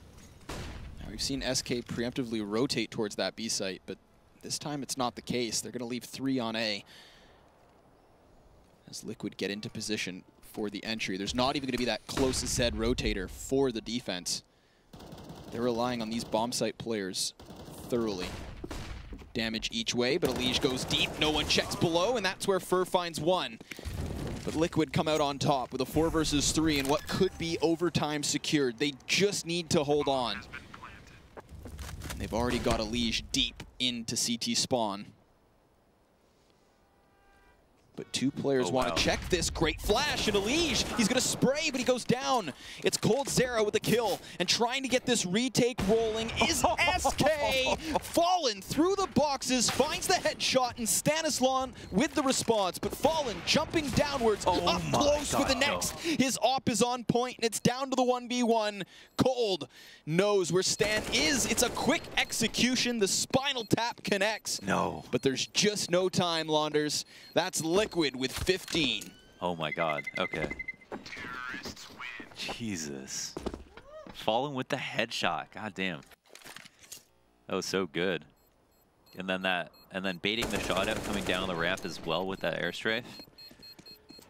Fire stuff. What a retake that would have been. And then the flash in the beginning to kill a Liege. That is not a common thing to do. I can't help but feel like because they didn't have that fast rotation towards Zed and they weren't sure if there was going to be Liquid players pushed that deep in, that it's just one of those insurance policies. You check it because there could be somebody there. And sure enough, it pays off. It gets that retake rolling, and they almost make it work. But time is important, and it's a fast play into A already from Liquid. They're looking to get this first map done. Majority of their team is lit. Taco takes 2, and that's the bomb included. Further damage dealt, but it's just down to Fallen. We've seen great things in that last round. He's got a full belt of nades to play off of, and plenty of time as well. He's going to swap to the sidearm as he tries to creep in. Twists is lit. And he's the first one up, but it's Nitro with a kill, and it's Team Liquid with the opening map of the season. What a burner that one was. Yeah, definitely. He got super close. Obviously, SK looked a lot sharper in that second half. That was one of the sickest retakes attempt I think I've ever seen. So many creative plays, team plays, individual plays. Great stuff. And, you know, I hope to see that same fire from both teams moving into Cobble. But overall, just what an exciting game. Great way to start the season. Yeah, we saw awesome retake attempts. We saw an even better comeback attempt. Yeah. I mean, thinking of course, that was a 13-2 half in the pocket of Liquid, it looked like it was going to be a short game, but that wasn't the case. So I'm with you here. I can't help but feel like Cobblestone's going to be even more explosive once we get that map underway. You know what we're going to do first, Launders? What are we going to do first, Connor? We're going to pass this one back to the analysts, the talented men on the opposite desk. Oh man, thank you so much. Well, it looks like all right, take it away. Yeah, looks like Liquid got the monkey off their back. The SK comeback, huh? Yeah, if there was ever a match to really introduce us to what Liquid is like as a team, it was this match of being up so large, being up so much, having such a strong and powerful position in that map, and then almost dropping it right at the end. So, but some classic SK rounds there towards the end. How aware they are in their retakes. Their retakes just seem to be so on point. Their post plant situations. But I mean, we talked the odds maybe underestimating Liquid at the beginning of this match, and this was an incredible pace they came out with. I mean, taking off, what was it, 13-2 in the first half, and just getting Team Liquid, like, just holding that Ivy the entire time, just the tossing Molotovs in the middle, ladder, just disrupting SK, making them play slow, and then Team Liquid just had a very patient play on their CT side to just always keep retaking the bomb site for how many times SK is planting the bomb. Well, let's go into depth with that one, because I know you picked out a round that actually showed an Ivy boost coming in, and I know Ivy is a big focal point on this map, so talk us through this round that you have. Actually, James, go ahead, because I know you mentioned about a certain team that used to do this. Yeah, that started so this is an aggressive Ivy right here, and pretty much everyone in Pro League knows that SK is really big about taking Ivy, but what we're seeing right here is Liquid going for an aggressive Ivy boost. And the last time we've seen this in recent history is when VP did it to Cloud9 at the Major, which was the final match of the group stage, and it knocked Cloud9 out, and it was a play we haven't been seeing very often, you know, super aggressive Ivy. Usually you see people push past the server box, and it's kind of like, we don't really want to go much further than that dumpster, right? The T's start to get a little bit of an advantage there, so it's really interesting play at Ivy, taking away SK's Ivy control. Yeah, and those are the kind of plays that we talk about with Team Liquid, how when people have been so promised about what they've looked like in recent times ever since Zeus joined, it's that kind of proactive, that kind of aggressiveness on the map that has kind of marked this team into being like, okay, now they're actually putting it together, they're actually doing things on the map. So that's very cool to see. But what I mean, SK, is this a case of them coming out flat, or is this a case of Liquid tricks like that? Is it just them playing well to start this match? Well, I think SK did come out really flat at the first half. I mean, being down by so many rounds, it's actually surprising that they came back, and, you know, again, we almost see that team, how Team Liquid kind of almost choking off again. I mean, I don't want to say the Team Liquid choke, but I mean, it's a real thing at this point. My heart just kind of jumps a little bit every time they're up. There's so many rounds, and all of a sudden, oh, the other team's coming back again. What do you know? Typical Team Liquid, but as As you said, James, it's the monkey's off their back. Yeah, I think they got off their back. I mean, if they had lost this match, considering that round where the bomb didn't get planted, but they still had 3 members alive, like, I would not want to be in that team speak. Like, if they had lost the match, I would not want to be in the team speak. I'd be like, oh no, it's happening again. Well, I mean, you might have some insight into what we saw of SK coming into this, because I know as the analyst, like maybe watching or being involved in some Cloud9 practices against them, obviously watching some matches of SK. Is this kind of the SK you expected to see in this match? I mean, tactically, were they doing anything that crazy? I mean, tactically, nothing that crazy. They weren't as adamant about taking Ivy control on CT side, and I think that is not necessarily because they didn't want it, but because Liquid did a good job pushing them off. Almost every single round you saw it. Huh? Go on. At least every single round you saw at least 1 or 2 flashes at the beginning of the round from Liquid, and they were not at the same time every round. They were at different timings, quick, early, late, and what that did is it allowed them to set up like lurk plays late round at Ivy. So if they were quiet at the early round after establishing for 10 rounds that they're usually loud, then it's going to be like, oh, there's nothing Ivy. Then we don't have to worry so much about it. And that transpired in Fallen peeking from back green towards red and E-box, and then Stan would come out Ivy and get 2 or 3 kills late round. Yeah, either way, the great game out of Liquid to start things off. The next map between these two teams, we said this is going to be a marquee match. I'm very excited. First map didn't let us down whatsoever. It's going to be Cobblestone coming up next after the break, so stay tuned. Do you guys have any idea of what we're going to see at Cobblestone? Do you guys have any predictions, anything like that? Oh, I thought Team Liquid was probably winning Cobble, losing Train, but now they won on Train. I expect SK might come back with a little vengeance here, you know, angry. Chip on their shoulders. So little chip on their shoulders. Heat up the casserole. Heat up the casserole and have some good old mama's dinner. We'll find out how much of mama's dinner they're going to have. Stay tuned. We'll be right back.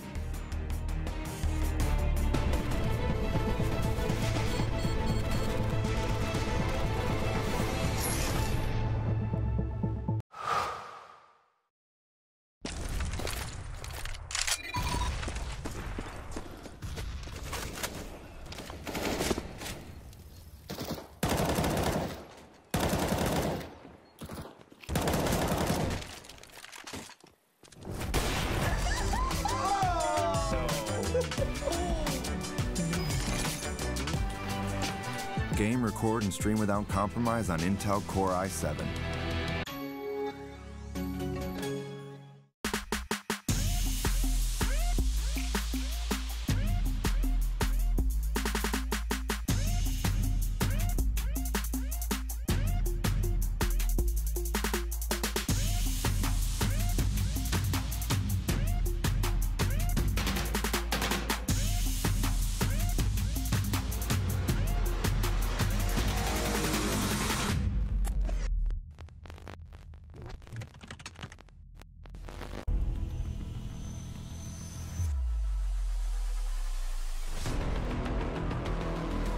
It's going to be absolutely electrifying. I can't wait for this. Indeed, New York is about to get dumped. It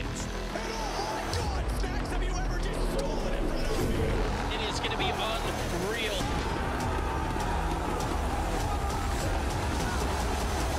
I'm telling you, it's ESL. This is Electronic Sports League. It's going to get nothing but bigger.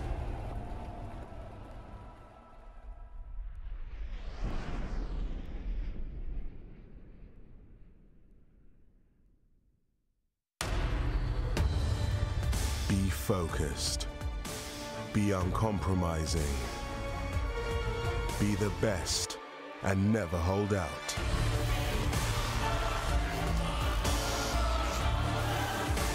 Pick your event. Place your bet. No matter who you are or what you're here for, it's our passion that unites us. Betway, for the love of the game.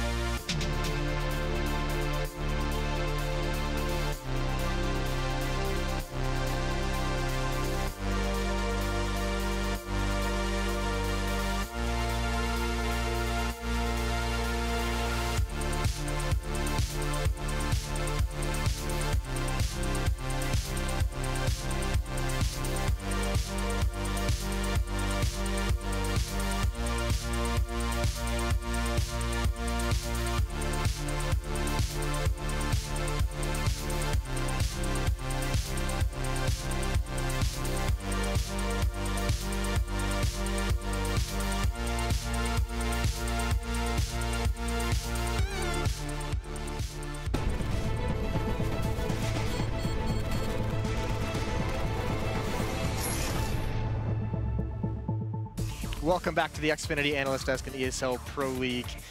Game 2 is coming up now. It's going to be on Cobblestone between Team Liquid and SK. Map 1 was a big win for Team Liquid. Important to get started early in the season, beating SK in their 2 matches. That would be a big start to the season for them, obviously, if they get the tough ones out of the way early.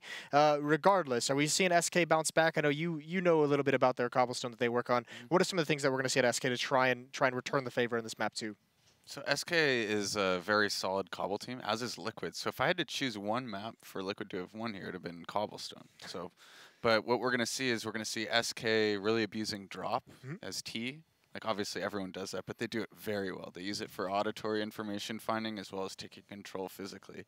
And on CT side, they make a lot of plays through drop, aggressive plays. A lot of people say you can't make aggressive plays on CT side Cobble, but if you want to learn how, watch SK right here. I feel like you could say that about a lot of things. If you want to learn how to do this in Counter-Strike, just watch SK. Either way, we'll start getting into predictions. I know you guys have both kind of mentioned that you would have picked Liquid to win Cobble over Train, but we're sitting now 1-0 on Train. Is that going to influence how you feel about Cobble? Let's see. I mean, look at the odds now. They've completely shifted the other way. They completely shifted, but I mean, you can't.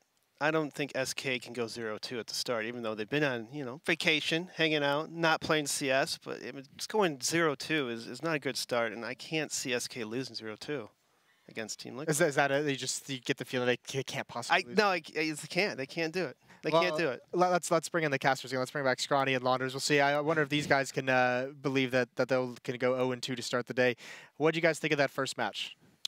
I mean, the fact that the fact that we started to watch SK get back towards the later portion of that first map is really what was convincing to me. I think we saw a lot of whiff shots earlier on, and then the SK towards the end of Train was not that at the beginning. So I think that vengeance could be on the menu here tonight. Yeah, a complete 180. I just think it's hilarious that the Bears thought that SK were gonna win Cobble or gonna lose Cobble until Liquid won Train, and now it's like no way they can lose Cobble. I think that's fantastic, and that it does speak to my heart as well. I think the exact same thing. Honestly, I feel like SK are going to be so much more focused, and I think for a lot of teams, playing a pro league match is the beginning and the end of the world, and for SK, it might not feel like that considering how many tournaments and anything that they enter, they feel like they can win in, and no one loss is that big a deal for them. But I feel like it really has turned the heat. Or there has been a fire lit under them after that first half on Train. So I do expect them to play a lot better, even just based off that. Yeah, I think that even as unsubstantiated as DeBear's claim could be, it makes sense on a certain degree. It does, yeah. And that's that's the beauty of DeBear's analytical mind. Yeah, indeed. So I think that sentiment should reign true. I think that SK, again, they really started to turn up.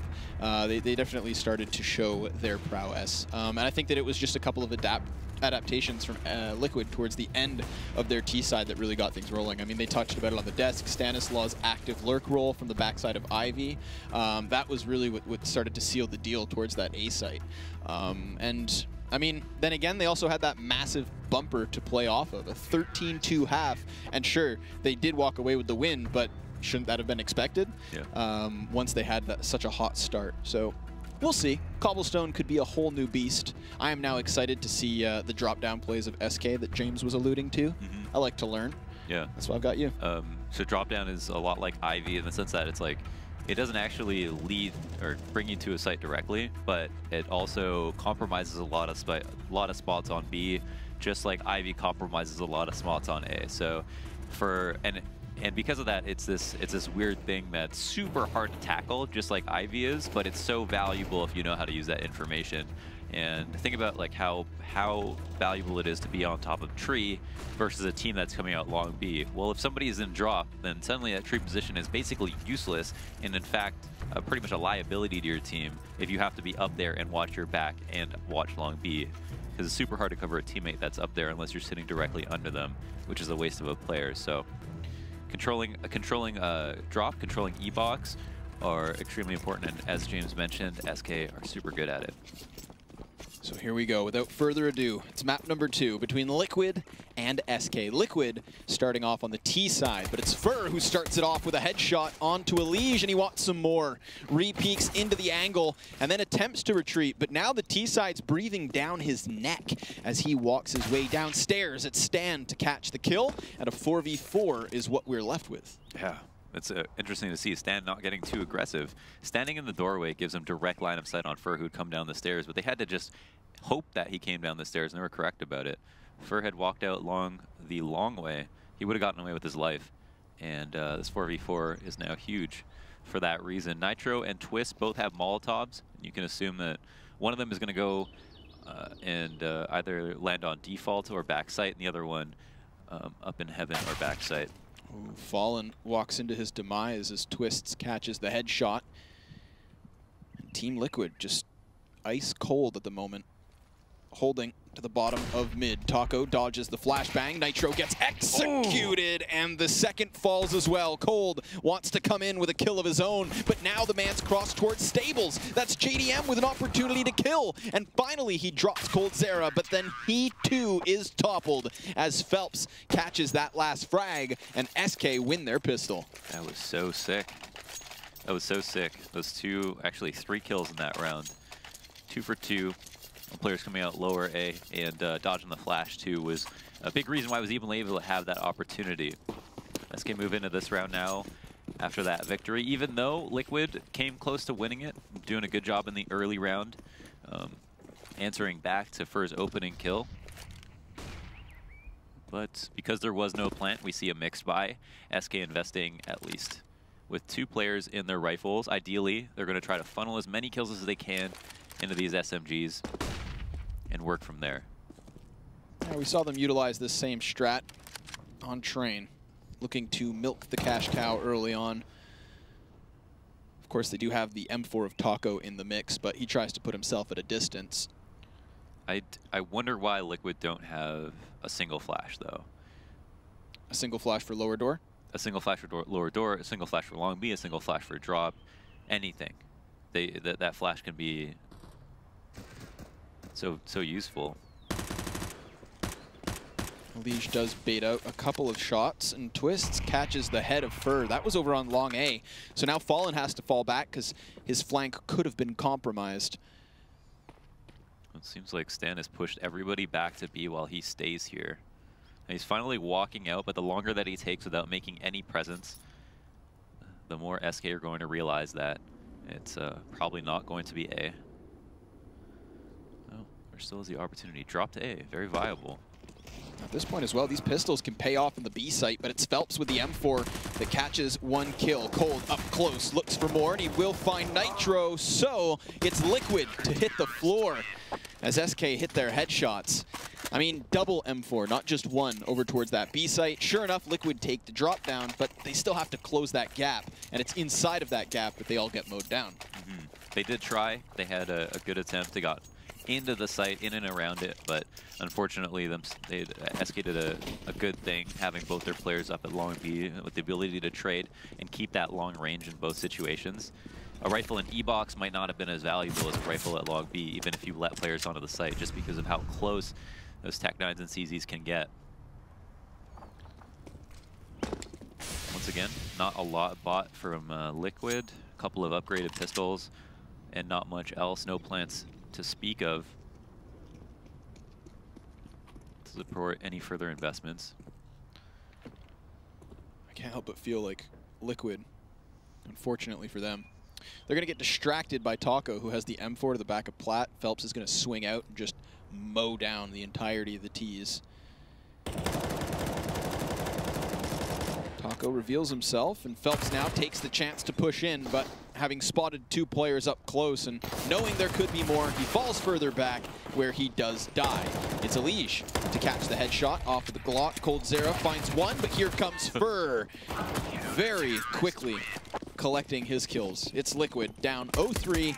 SK, not just the pistol, but conversions to follow suit. Pretty similar to how SK started out the first map, with just such a clean start on the anti-ecos, not losing any players where they shouldn't, and Liquid unable to get plants just like SK were in those first rounds as well. So moving into this one for AKs and off for JDM, who again had questionable presence on Train. Hope that he can change that up. That would definitely be a definitive factor in winning them this map, and he's also got to go up against 2 ops in the hands of SK, 1 in Tacos, 1 in Fallen's. Kind of talked about that in the pregame prior to train that we would see SK having the ability to rely on that double op setup. They just have the depth when it comes to their players, whereas we don't really see Liquid pull that out as often. It's JDM who's very much dedicated to the AWP, and nobody else who can really pick it up to the same pedigree as SK. It's Fallen's op that looks to get aggressive on A. Of course, nobody pushing back from Liquid. Instead, they'll assume control of lower. Fur with his eyes on door, but nobody to help out Fallen. He's now all alone. Yeah. Fortunately for SK, and they don't know this, but Fallen is up here at long with no one to come behind him. So he does hear steps. He can focus on that, not much else. The molly's no good from Fur. He lets players out. Fallen is actually already here to flank. Oh, big play as 2 kills are found. There's Fallen just pulling the trigger. Elige in the corner cowers as he's now dropped, so it's Stanislaus' flank that's all that remains. Coldzera's going to try to get into position, but Stan will take him down. That's something for Liquid, but that something's near nothing as SK bots him in. It seems like one of the most truly challenging things about facing SK is the fact that if you're just quiet for a second or two, there's the opportunity for a player with an op to get so aggressive that they're willing to push long A and flank lower A. Like that is something you don't find versus many teams. I mean, especially not one that would consider themselves the best team in the world. It seems like something that's too aggressive to try very often, but with SK, happens all the time and they get away with it. I talk about them as a unit because they all kind of have this quality.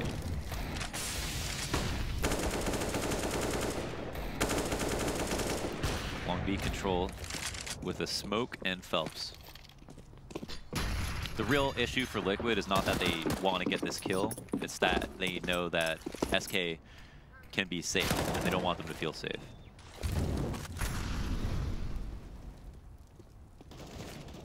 There's another one for Stan, though. He catches the headshot on what would have been Phelps' flank. But now Fur wants to get into the fray. Tries to peek through vent, doesn't want to make the sound cue. So Taco will be left all alone on this B site. Now he's spotted. Twist takes him down with a dirty deeg. And now it's a 2v3 to the favor of Liquid as they've planted the bomb. Fur and Fallen have to make this retake happen. And they're coming in from separate angles. Fur actually falls further back, so I think they just forfeit this round. Looks like they will. I mean, Fallen's just looking for exits at this point. He's not going to attempt this all by himself. Wow, Liquid just win that round. And I think, you know, if Taco gets that kill, it would have still been very hard to finish, or if Taco got that kill, it'd be very hard to have traded them out after that. So I think there's a lot to be said about that one deke from Twist and the kills they got in the middle of that round. But wow, surprised to see this result, and I think it's actually in Liquid's best interest to just hang on to the guns they have and not forfeit anymore. Though Twist only a deagle, doesn't have that much to save. Either way, SK bringing op into this round. Still a 3-round differential, tons of money in the bank for SK. And I wonder what we'll see from Liquid now that that's worked, of all things. Yeah, I mean, that's the kind of round that you know, it gets over one of the biggest issues that would have been for Liquid to deal with, which was if or when they won their first round, what kind of economy were they going to be left over with? And winning a round with only pistols puts you in a perfect spot to now mitigate that huge disadvantage. But they're going to have to get themselves through this full buy of SK. Yet again, a double op setup. Phelps gets tagged up off of the frag.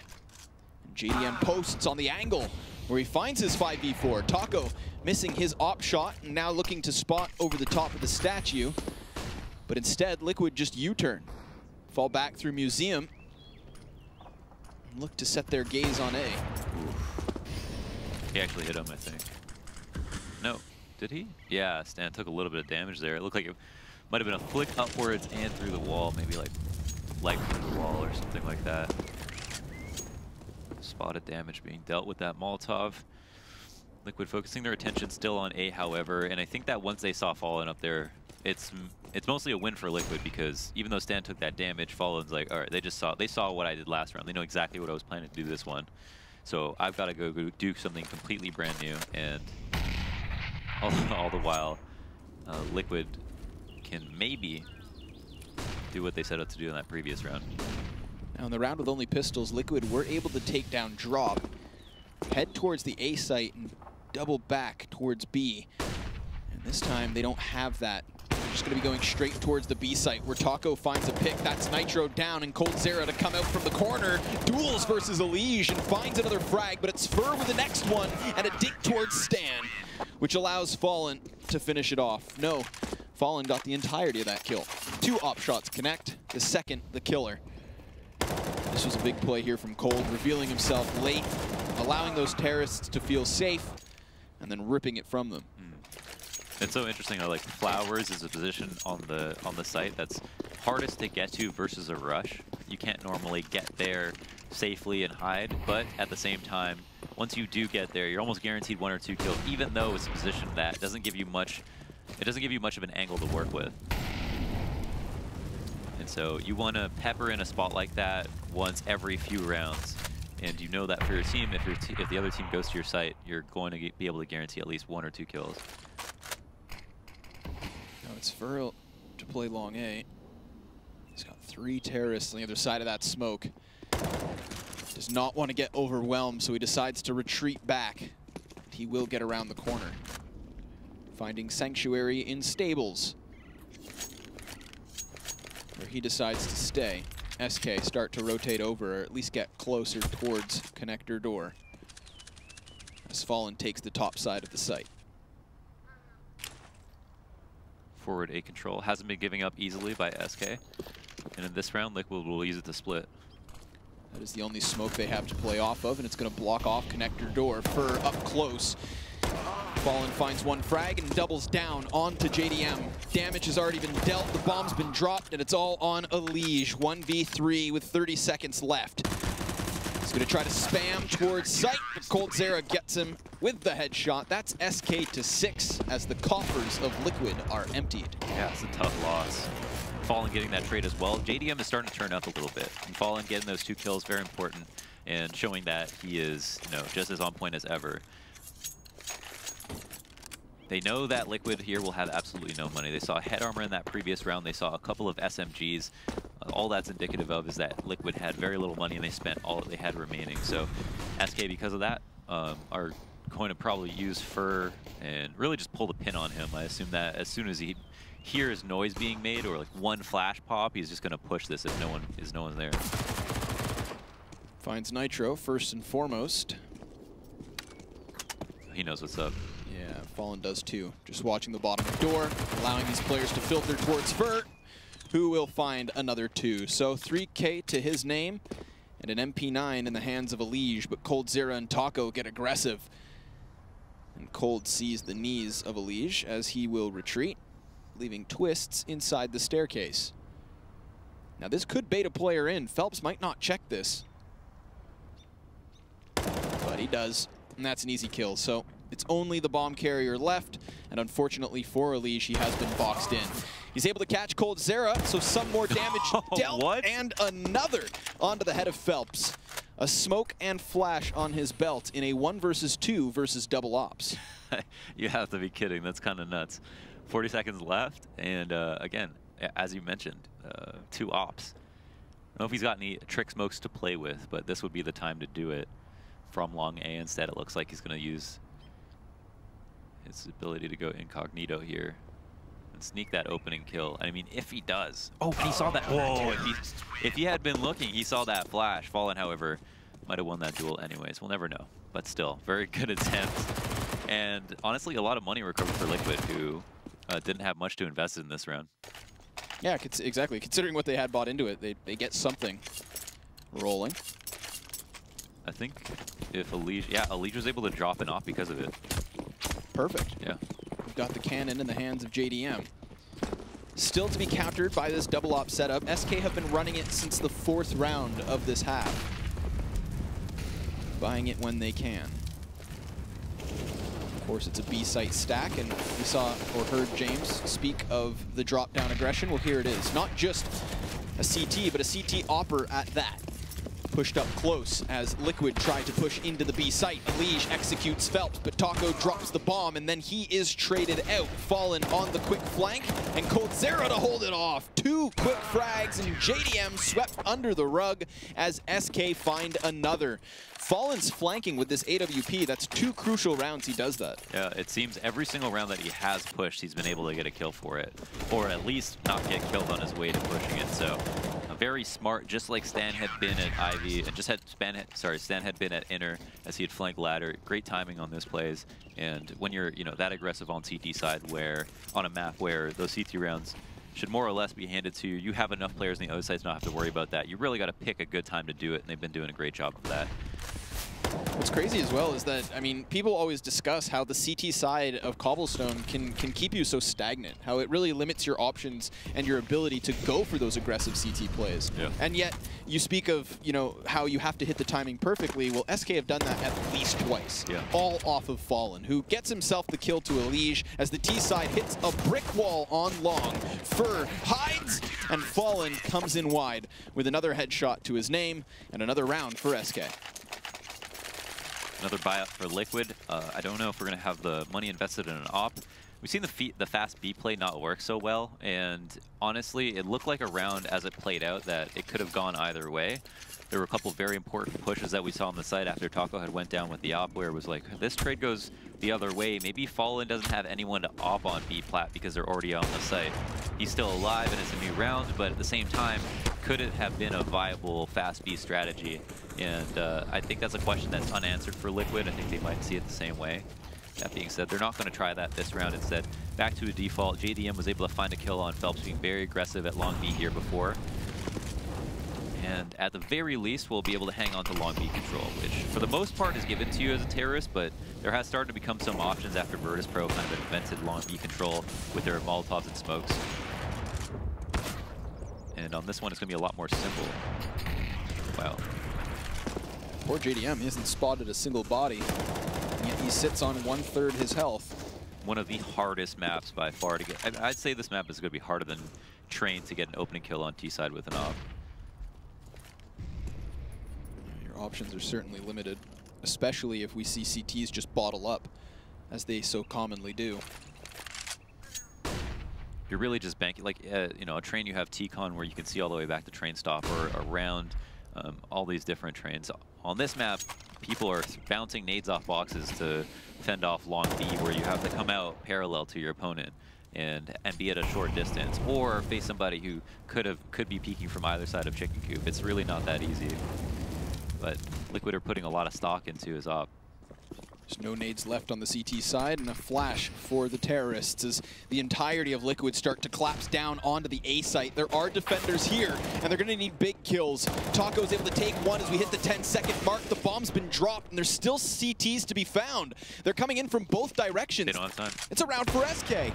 They have to do nothing but stay alive. They'll continue to fight, they'll continue to kill, and they want these last 2 frags as the terrorists will retreat. SK find another round. Oh my god, it's tough to say whose fault that is. I mean,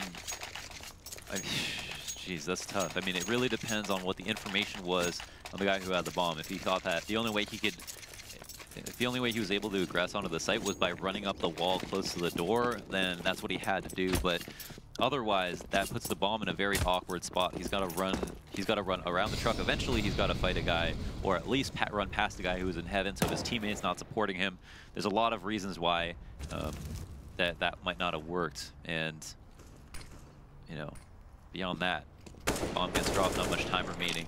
You could put it to the fact that maybe the execute didn't come out fast enough. There's Fallen on this rifle round with his op. Once again at long, and oh my god, he's pushing through this. Oh my god. Up close, Stan near caught off guard, but it's Twists with the headshot, Taco with the flames. I can't believe he pushed through that.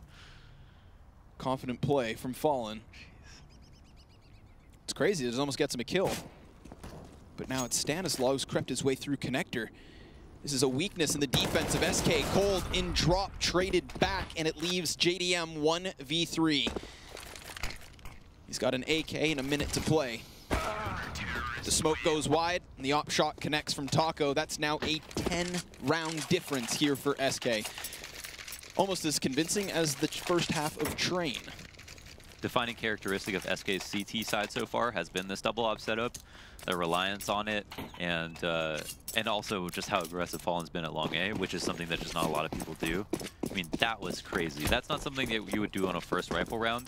That's something you do when you are 11-1 up, or 10-1 up at the time. But at the same time, just, man. You know, that's like when Stan sees him coming through, he's like, all right, they are just feeling way too good right now. Liquid are just going to try to charge into the B site. Phelps is behind them, but he gets overwhelmed. It's Taco from the Coop with the next, and Coldzera up close as his teammates start to fall. Elige, all that's left, 1v2 with an M4 in hand. He catches Cold and tries to transition the spray, but it's still Fallen on display. The headshot connects, and Liquid double their rounds. Well done. Really nice 1v2 from Elige. It was obviously hectic, and we saw that by the way Cold was playing it. He was trying to keep him out here to make him as uncomfortable as possible, throwing the Molotov to his right, and then taking the duel immediately, but Elige was not planning on running at all. He had no intention of straying from that fight. Instead, was ready. And that can be the difference maker as well. If you do get pushed into your comfort zone, you can lose a duel for that reason. And if you do decide to stay out in the open, you don't feel like you can run, and play into their hand in a way that they aren't expecting, then you can do what Elige just did. Speaking of comfort zone, seems like SK were caught off guard by that aggressive push from Liquid. We've seen some faster plays, but that one was full pedal to the metal, throwing themselves through smoke and throwing away a 5v4 in this round. Already Fallen catching Elige. Stan wants to trade frag, but there is a crossfire set. Fur in position for the old bait and switch. And if Fallen hits this flick, then that threat is immediately quelled. He spots the shoulder, shot goes wide, and Fur instead will take the kill. Nice creep, nice setup from SK. Yeah, indeed. There was no reason for him to assume that there was somebody else in front of the door in that situation. And, wow, fully blind JDM gets taken out by Fur, no problem, and they are just getting dismantled now.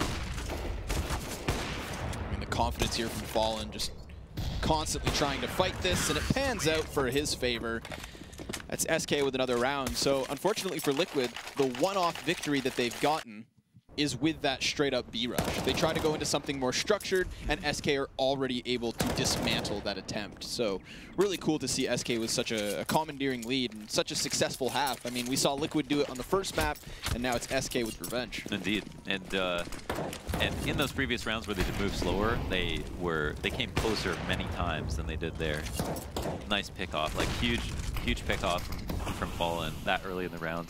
No damage in return, no information gained from it at all. And that's a rifle at least that Liquid can pick up here. Fallen getting another kill on A, and with his off line of sight, his teammates can stack B happily and not have to worry about him. I feel like this double op setup from SK has just been so successful. Again, they bought it up as early as they could. Round number 4 was the first time we saw it, and we've seen it ever since. We'll see if Coldzera can catch a headshot up close. He does get the headshot, but not the kill. As JDM's able to retreat, Phelps gets toppled off of the plat as Taco gets caught in the open. 20 points of health keeps him alive. They know exactly where he is. If only they had grenades. Team Liquid desperately trying to find this final round. Nitro, all that's left now, 1v4. The duels come his way, but the frags are all SK's. That is a 13-2 half. Very, very convincing stuff. I mean, the fact that SK are able to put so many rounds on the board could already have sealed this matchup. We might get the 1-1 split, but you guys are going to have to stay tuned for the second half of this second map in order to find out. We'll see you in a little bit. ESL Pro League is brought to you in part by Intel, the City of Odense, GeForce GTX, Lenovo Legion, Bedway, Pay Safeguard, Logitech G, Mountain Dew League, Xfinity, and ESEA.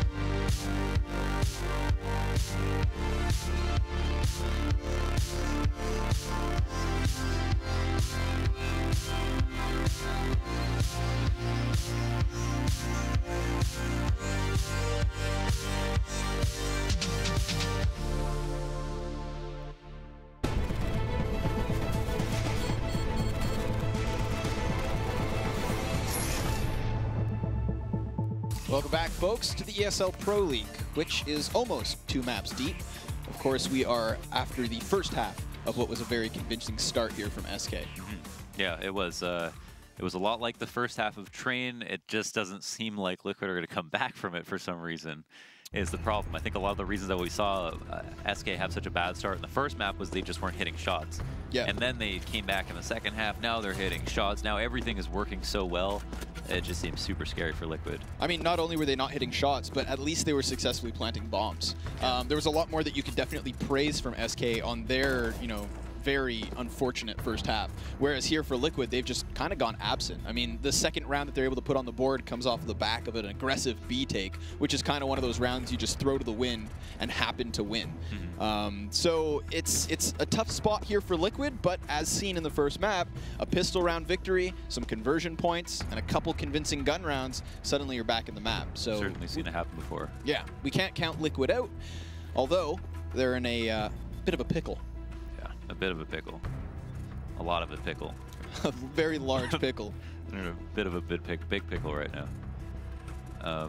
Yeah, I think the first course of action, besides winning the pistol for Liquid on their CT side, is I guess just like they were doing on Train, just figuring out how to get that opening kill without getting scratched, and that was a big win. That was a big deal for them in the first map, and I think on Cobble there will be opportunities all the time where SK are going to be overly aggressive, send Phelps out as a lurk on drop, for example. And the thing is, like, there's a lot of safe ways to take it. There could be Fur and Phelps, and Fur will go down drop as well, and they could just have a noise bait, have a player drop, have a Molotov for the window, or just have someone sit up top drop holding window and wait for somebody to work E-box as they decide to go out long B with 3 people. And one great answer to that is to throw Molotovs or just jump nades through the window and through E-box, but you really have to be certain that there's someone there, or you're wasting one of your only opportunities to control that area of the map. These odds seem extremely skewed for some reason. It's really high. I'm not exactly sure what influenced that. So, Liquid, CT side, gets aggressive already. Over on A, Stanislaw trying to duel off versus Phelps. This is a prolonged pistol duel, but eventually Stan falls a little back. He's not gone all the way towards site, but instead set himself up with a teammate by his side. That's going to be Nitro in the corner, able to catch the first headshot. Cold trades it back, so now Nitro needs one, but it's Cold to double down as Twists finds Fur, and that rotation from Liquid gets to the A site. But SK have yet to commit. They don't need to keep charging in. They've still got Taco towards drop down, but Fallen finds himself removed. Twists with another kill, and now SK's split. That's a huge deal. Now they effectively have no... Oh, wow. Cold gets a kill on Twist as well. Twist pushing for information in the 2v2. And that, I mean, that just throws it for them, because at this point, Taco's holding onto his site. He knows that Cold's Air can be escorted in here. They know that their opponent is not at B. And JDM has so much work on his hands now. Taco's already up close inside the corner. JDM takes him down, knows the man's near sight as the bomb's now planted. Cold spotted out. JDM's got the kit, but he's gonna get pushed as Cold will retreat. Cold Zera already sitting on the 3K as he repositions behind those boxes. JDM just hoping he puts himself on display, but why would he? Now JDM could stick this, taps it, and Cold through the smoke finds his 4th and a 14 to the board of SK. Beautiful stuff here. This is how he kicked off the round with his Glock, executing both CTs on long, and then swapping to the USP for those final 2 frags. So another major difference between these first 2 maps, Launders. Not only were there no plants for Liquid, but they don't win the second pistol.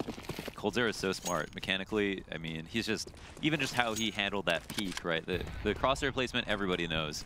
Put it at head level, come in and out, try not to peek too wide, whatever. But Cold, anticipating that Nitro is going to come out farther for this fight and just hold it as shallow as he did, was so smart, and, you know, had no chance of dying really. So kind of defensively baited a peek out and ends up being the man to win the round at the end of it.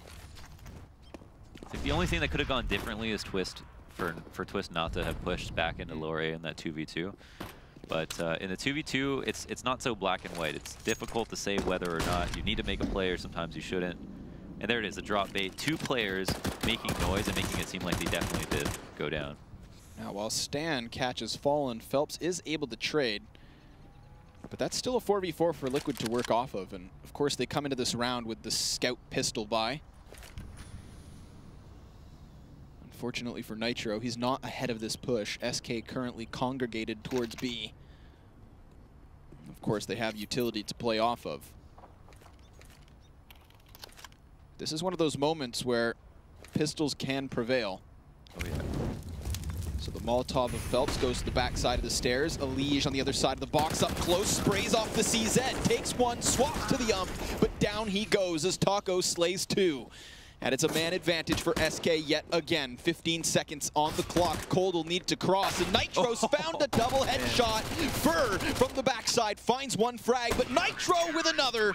A big 3K from the Scout puts Liquid back in this game, at least for another round. It's just astounding how well he was able to aim with that scouting. What's that flick? Unbelievable.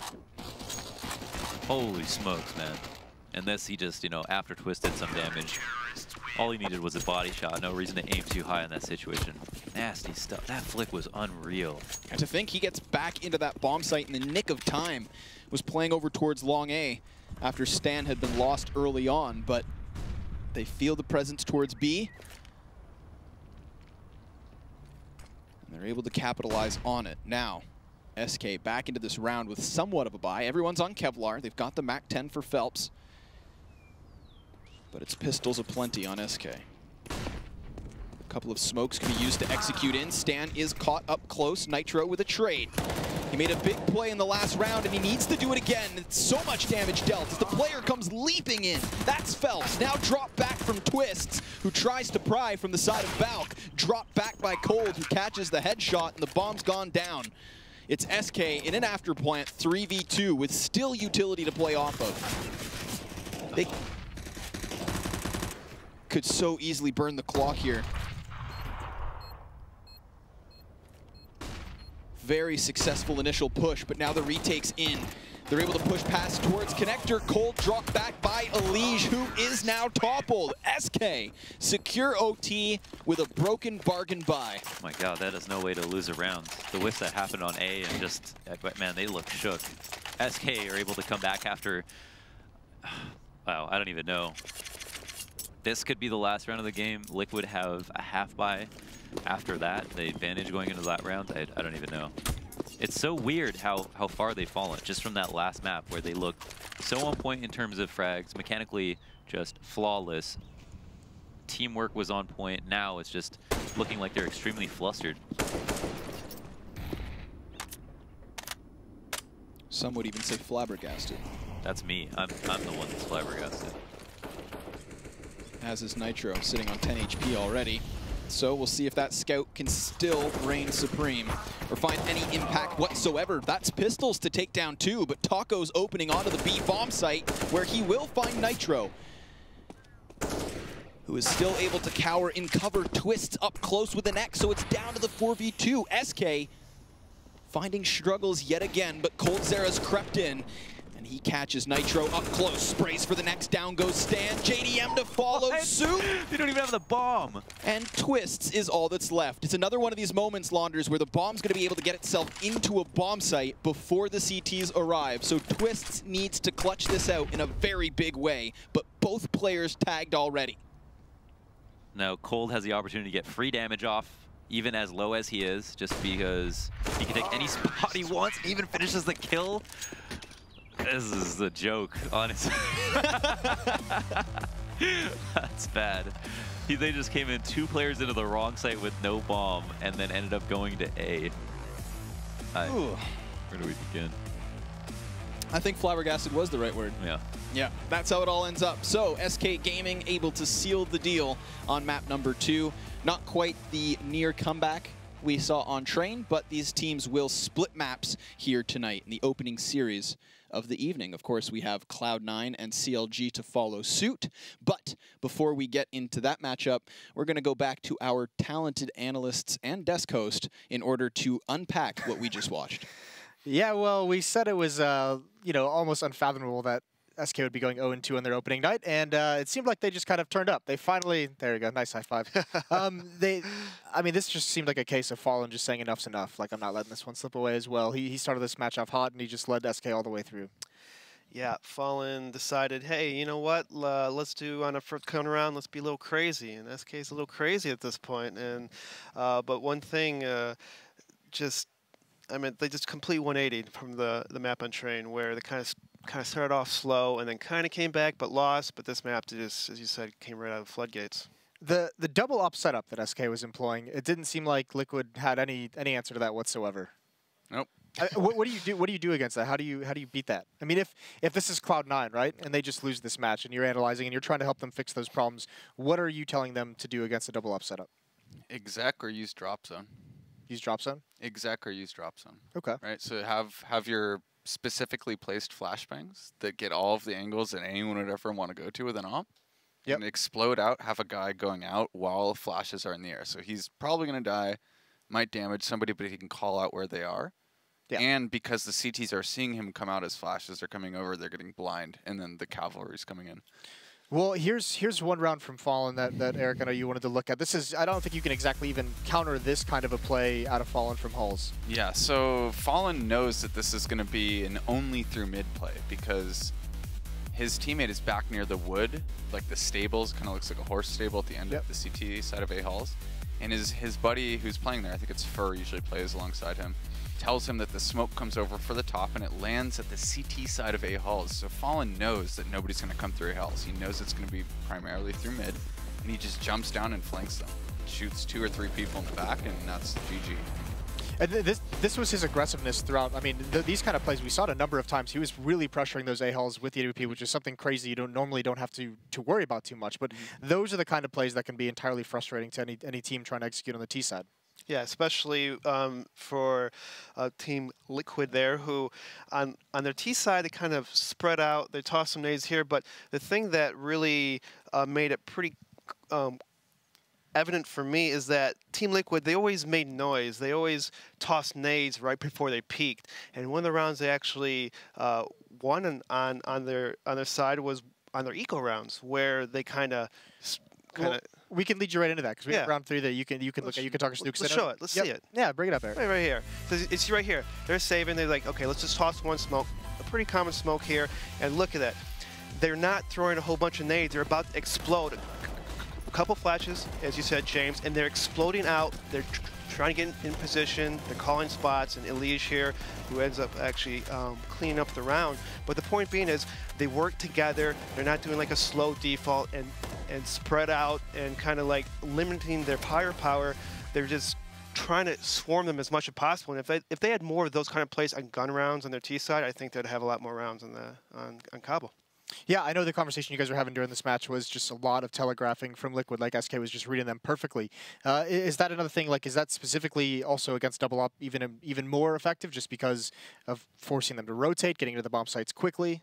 You just have to be so thorough, especially against such good oppers, you know, like just knowing you're going against Fallen and you know, like everyone knows he's going to play A, like you know where he's going to be, but just dealing with that and having the discipline to throw the correct flashbangs and have the correct timing and defaulting that area of the map is just so hard to do.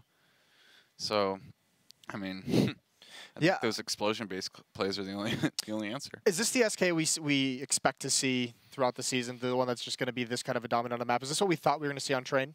I thought so, at least, you know, put up a lot more of a fight towards the start of the map. But SK, if you watch some of the other older matches, they do sometimes start off a little slow, but they always adjust. I always watch them. I love to see how they adjust and how they kind of change their gameplay depending on their opponents.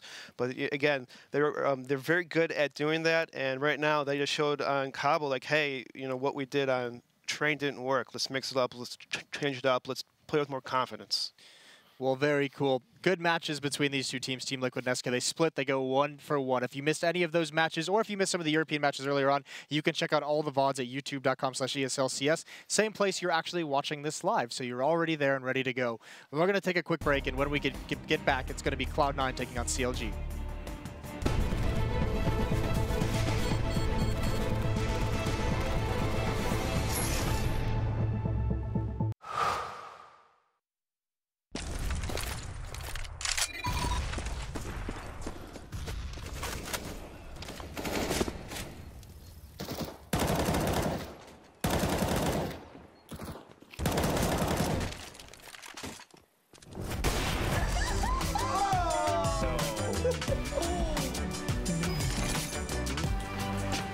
Game, record, and stream without compromise on Intel Core i7.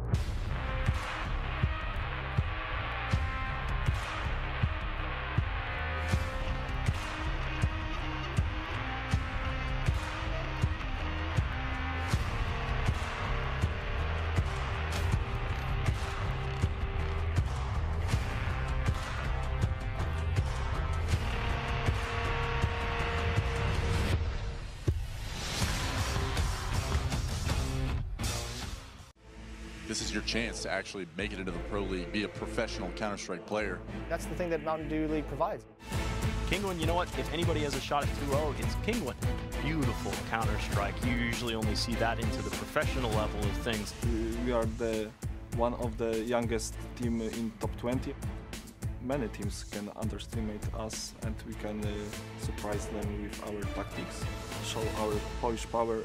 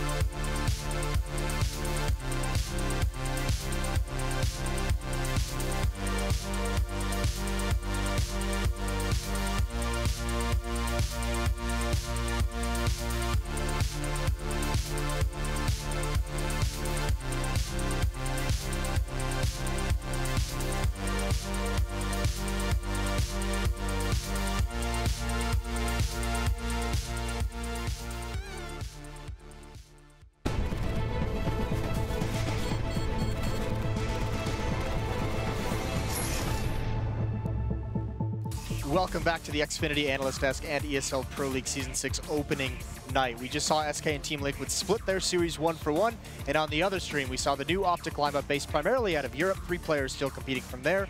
They went 2-0 over Ghost Gaming. Now on the main stream, we get to the fun stuff. We've been waiting for it all day, looking at this new Cloud9 Super Team lineup compete for the first time in ESL Pro League. We saw them a little bit shaky in the ESL New York qualifiers, but now we get to see a little bit more, which is always fun. I've got James here, I've got DeBears here still with me. Let's start, before we get into Cloud9, let's start with CLG. CLG, well, after they lost their coach, I'm a pet.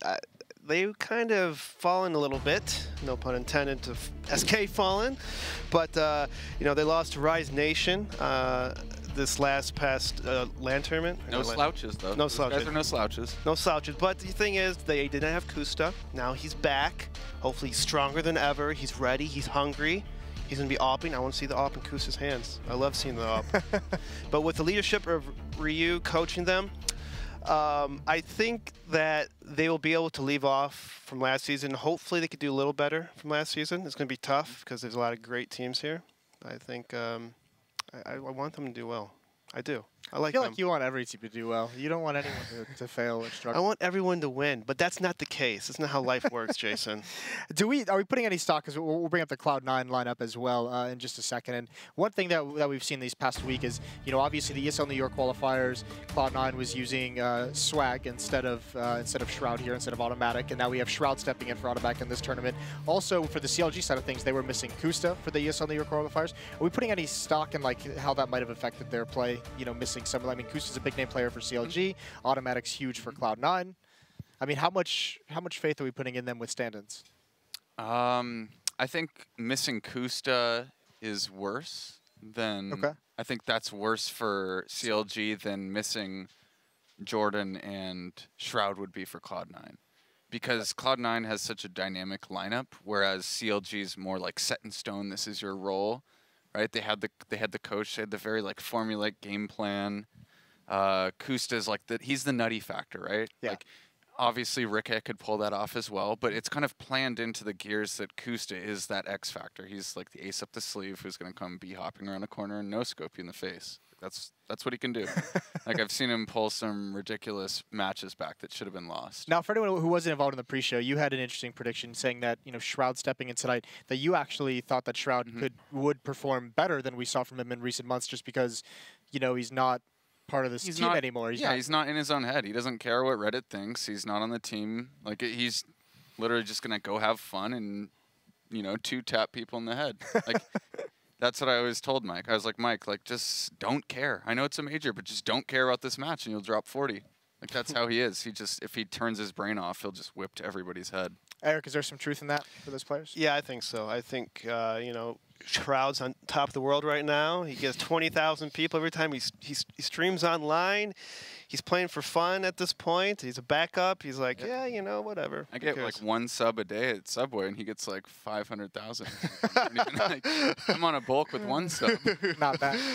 You can see the odds up here on the screen as well. Obviously, Cloud9 going to be favored going into this one. That's not too egregious. I don't think those numbers at all. But let's talk specifically about the maps now, because it is going to be the same 2 maps that we just saw, but focusing on the first one, which is going to be Train.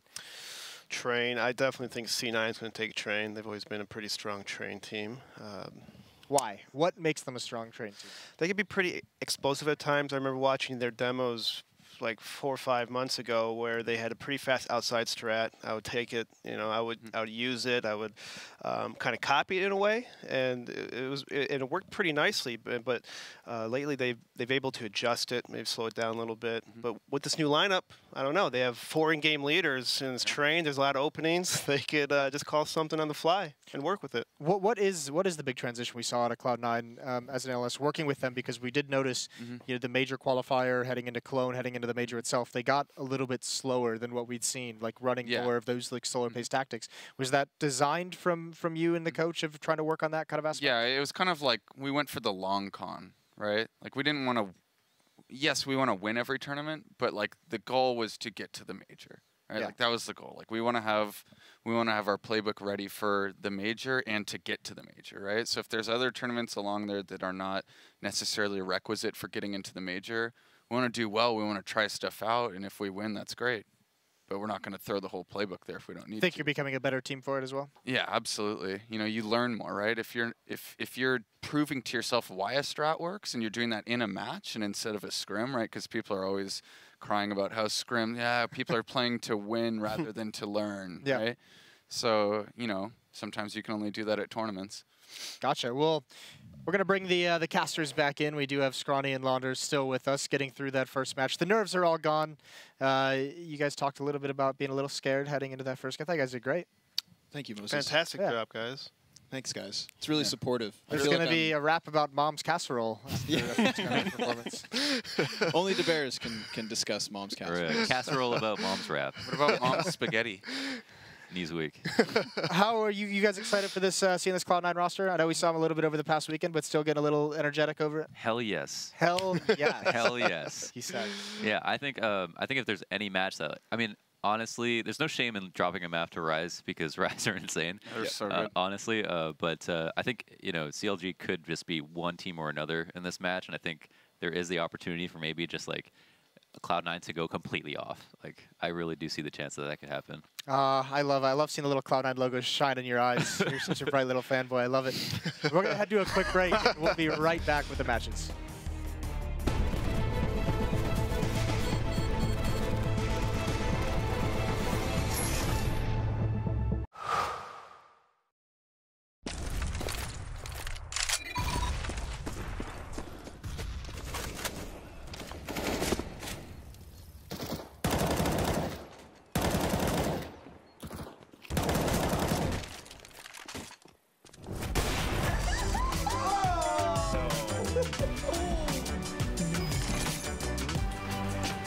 Game, record, and stream without compromise on Intel Core i7.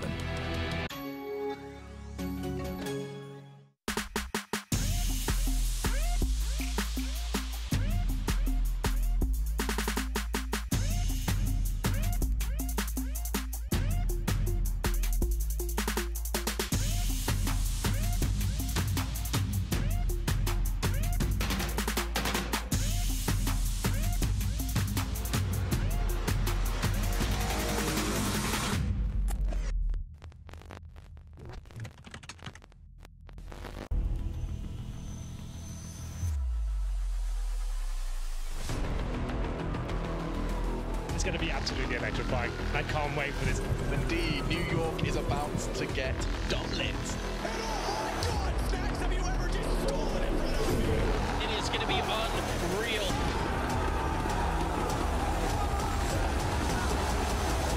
I'm telling you, this ESL, this Electronic Sports League is going to get nothing but bigger.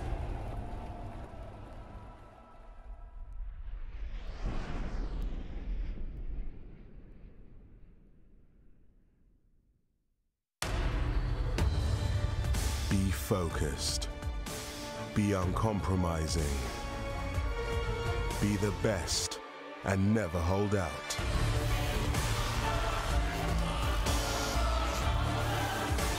Pick your event. Place your bet. No matter who you are or what you're here for, it's our passion that unites us. Betway, for the love of the game.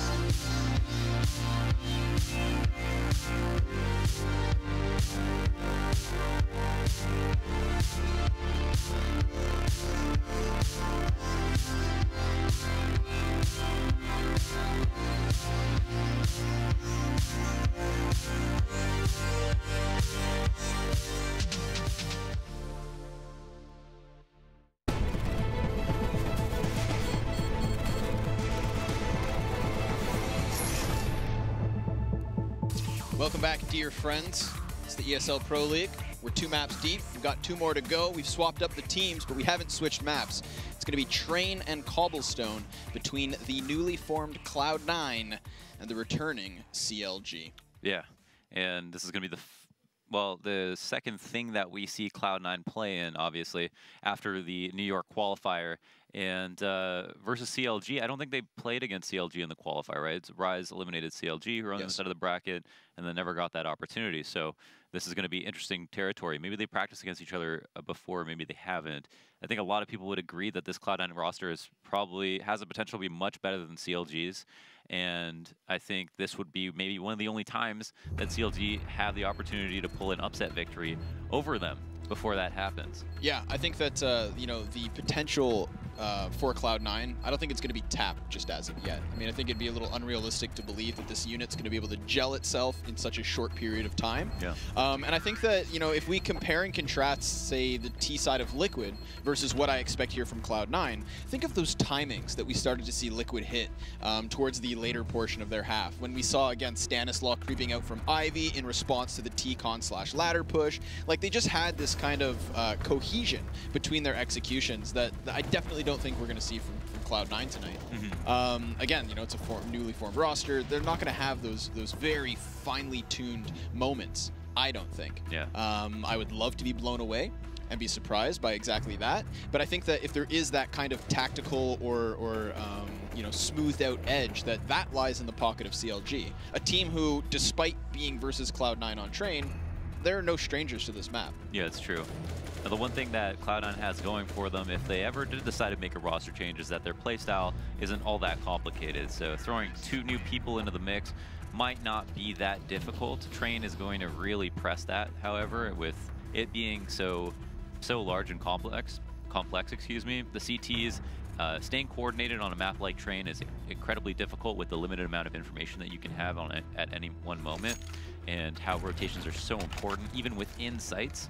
So that's where it could definitely get weird, and it'll probably come down to simply how comfortable Rush and Tarek are on Train individually, which we do know they play the map, and they did like it. But definitely, you wanna say CLG, if they ever have an advantage playing Cloud9, this is going to be one of the times. One of those moments where we saw Liquid pick up the win versus SK early on to start off the season. So CLG would love to get the harder matches out of their way as well. Cloud9 obviously poised to be one of those top-tier contenders. So, as you say, it's a great opportunity. We'll see what they can get done as this T side starts to unfold. Shroud on the receiving end of what could be a 3-man Ivy push. He's got Rush by his side, and Rush catches the first headshot as Shroud goes down. Kusta with a response, but Rush with another frag takes a flashbang to the chest and a bullet to the head. That's Ethan finding a kill as he entries from T-Con. Stewie next to the train stopper, then trading it back, but it's Ricky with a response, and now Cloud9 with a man advantage. The Australian himself is all that's left over. And Tarek peeks in from the bottom of ladder, spotted out, slightly tagged, but at least he's still standing. I think certainly one mistake that was made there was that Rush could have fallen off Ivy, looked for a new fight, knockout shot on the side of the head, and let Shroud take up that duel. But here's Ricky still looking like he could win that 1v2. However, Tarek, his first opponent at ladder, has now made his way around to the middle of the site, and here it is. Yeah, just a nice hold. A couple of really good shots. At this point, could go for a new fight. Shroud could come through that smoke and just fight as if he was, and then he could have looked through ladder, maybe got a 3rd kill, and that round wouldn't have been as close as possible. But here's the other thing. You know, this is two new players, and then Shroud, who has taken at the very least a little bit of a break. I mean, even last night on Twitter, Stewie was talking about how Shroud was going to play and then how Swag was going to play, but then Swag wasn't allowed to play because they decided to try to add a player after the roster lock, and then Shroud is back in, so who knows how prepared he is. He definitely knows this map along with this, but he doesn't maybe know with his new teammates and potentially having his spot changed around a bit. Well, for now, he's still going to play Ivy, where he generally tends to be, so at least he's in his comfort zone. Unless Counter Logic Gaming can throw a wrench in the works, start pulling him off of this position. But speaking of positions, we've got Tarek already poised for a very fast flank onto what will be the 5-man B push. CLG having no presence anywhere else. I mean, this is all they've got. With a single flashbang as well, they're just going to have to flood the bomb site and hope desperately for the plant, which has been tasked to Kusta. FNS to lead the charge, but Stewie comes to the top side as Rikke finds the frag. CLG are going to double back, keeping eyes on flank, as they will certainly find this plant, but Tarek reveals himself with 1 kill as Skadoodle deals damage and drops down below. Ethan up high, now taken out, and that's the entirety of CLG cleaned up. I think Skadoodle had like 300 ADR on that round, no kills. That's pretty funny. It made it really easy to clean up, saved a lot of his teammates' lives most likely, and fortunately for CLG, getting that inner plant. And I just want to talk for a second about how the inner plant is so funny, because it's clearly the better site to go to when you're saving on train. But you can't always go there, because if it was known that every team always goes inner on train for a plant, then all you would have to do is play 5 players there. And so it's this kind of funny, interesting mind game where you're either trying to go inner, or you're trying to make it seem like you're not going to go inner so that you can go, or you don't go because you're so convinced the other team will 100% stack it. And sometimes teams will play all the way back and let you get the plant because of how dangerous it gets in the after plant, or how easy it is, excuse me, to retake. But nonetheless, CLG do get a plant in a way that a lot of teams are able to do it. And move towards inner for a second one. And here's that single flash. That can make a big difference. I think Stewie's got a really safe spot at the back of bomb train. Teammate on fast rotate and ladder control, so they know if it's not going to be a fake. Yeah, we saw Cloud9 with early Ivy presence, having 3 players there, looking like they expected the push, but CLG is just going to go right into this B bomb site. Ethan gets removed from the sky as he falls into the site itself. Tarek coming in quick with a flank, finds 1 frag, and Stewie gets taken down. So the bomb will certainly be planted, but there's only 2 terrorists left over, and both of which pinned on site. Again, damage being dealt by Skadoodle, but kills being cleaned up by the rest of Cloud9. Most important thing is that everybody stays alive in case it does come to a situation where Terrace can straight up win the round with pistols. And Stewie getting 1 kill and dying is kind of unfortunate, but he was also in a position a little bit farther back where he didn't give up his gun, which is extremely nice for Cloud9, and that's pretty much a write-off. It's understood that CLG are going to buy. Kusta picks up an op, and Cloud9, with a lot of money to spend, aren't going to upgrade these Famuses. That's something you almost will never do, even though there's quite a big advantage to for having an M4 over Famus, at least in my opinion. Don't like that gun very much. No? Not very much. It's better than the glue. Yeah, but that's not saying much. Kusta's going to get boosted up. Tries to catch an angle to the depths of the A site. Of course, over on Ivy is Stewie with 1 op. Skadoodle having the other. Sits ambiguously inside of Zed. Of course, he's on a quick rotation towards B, where Shroud now plays alone. But right now we've got CLG yet again just going for early map control, just trying to keep CLG honest, making sure they're not getting too aggressive, and then waiting. Ethan's going to lead in. He's able to catch Tarek in the side. It's a great flashbang. Blinds up 3 players as Skadoodle topples the first man, but it's the guy on high who will trade this back, using verticality to his advantage and taking CLG to the 3v2, as the bomb will certainly go down. Now Cloud9 already have 2 players on this retake, one of which with a scout. Tarek spotting bodies at a distance as FNS reveals himself, and Ethan catches the kill. So Shroud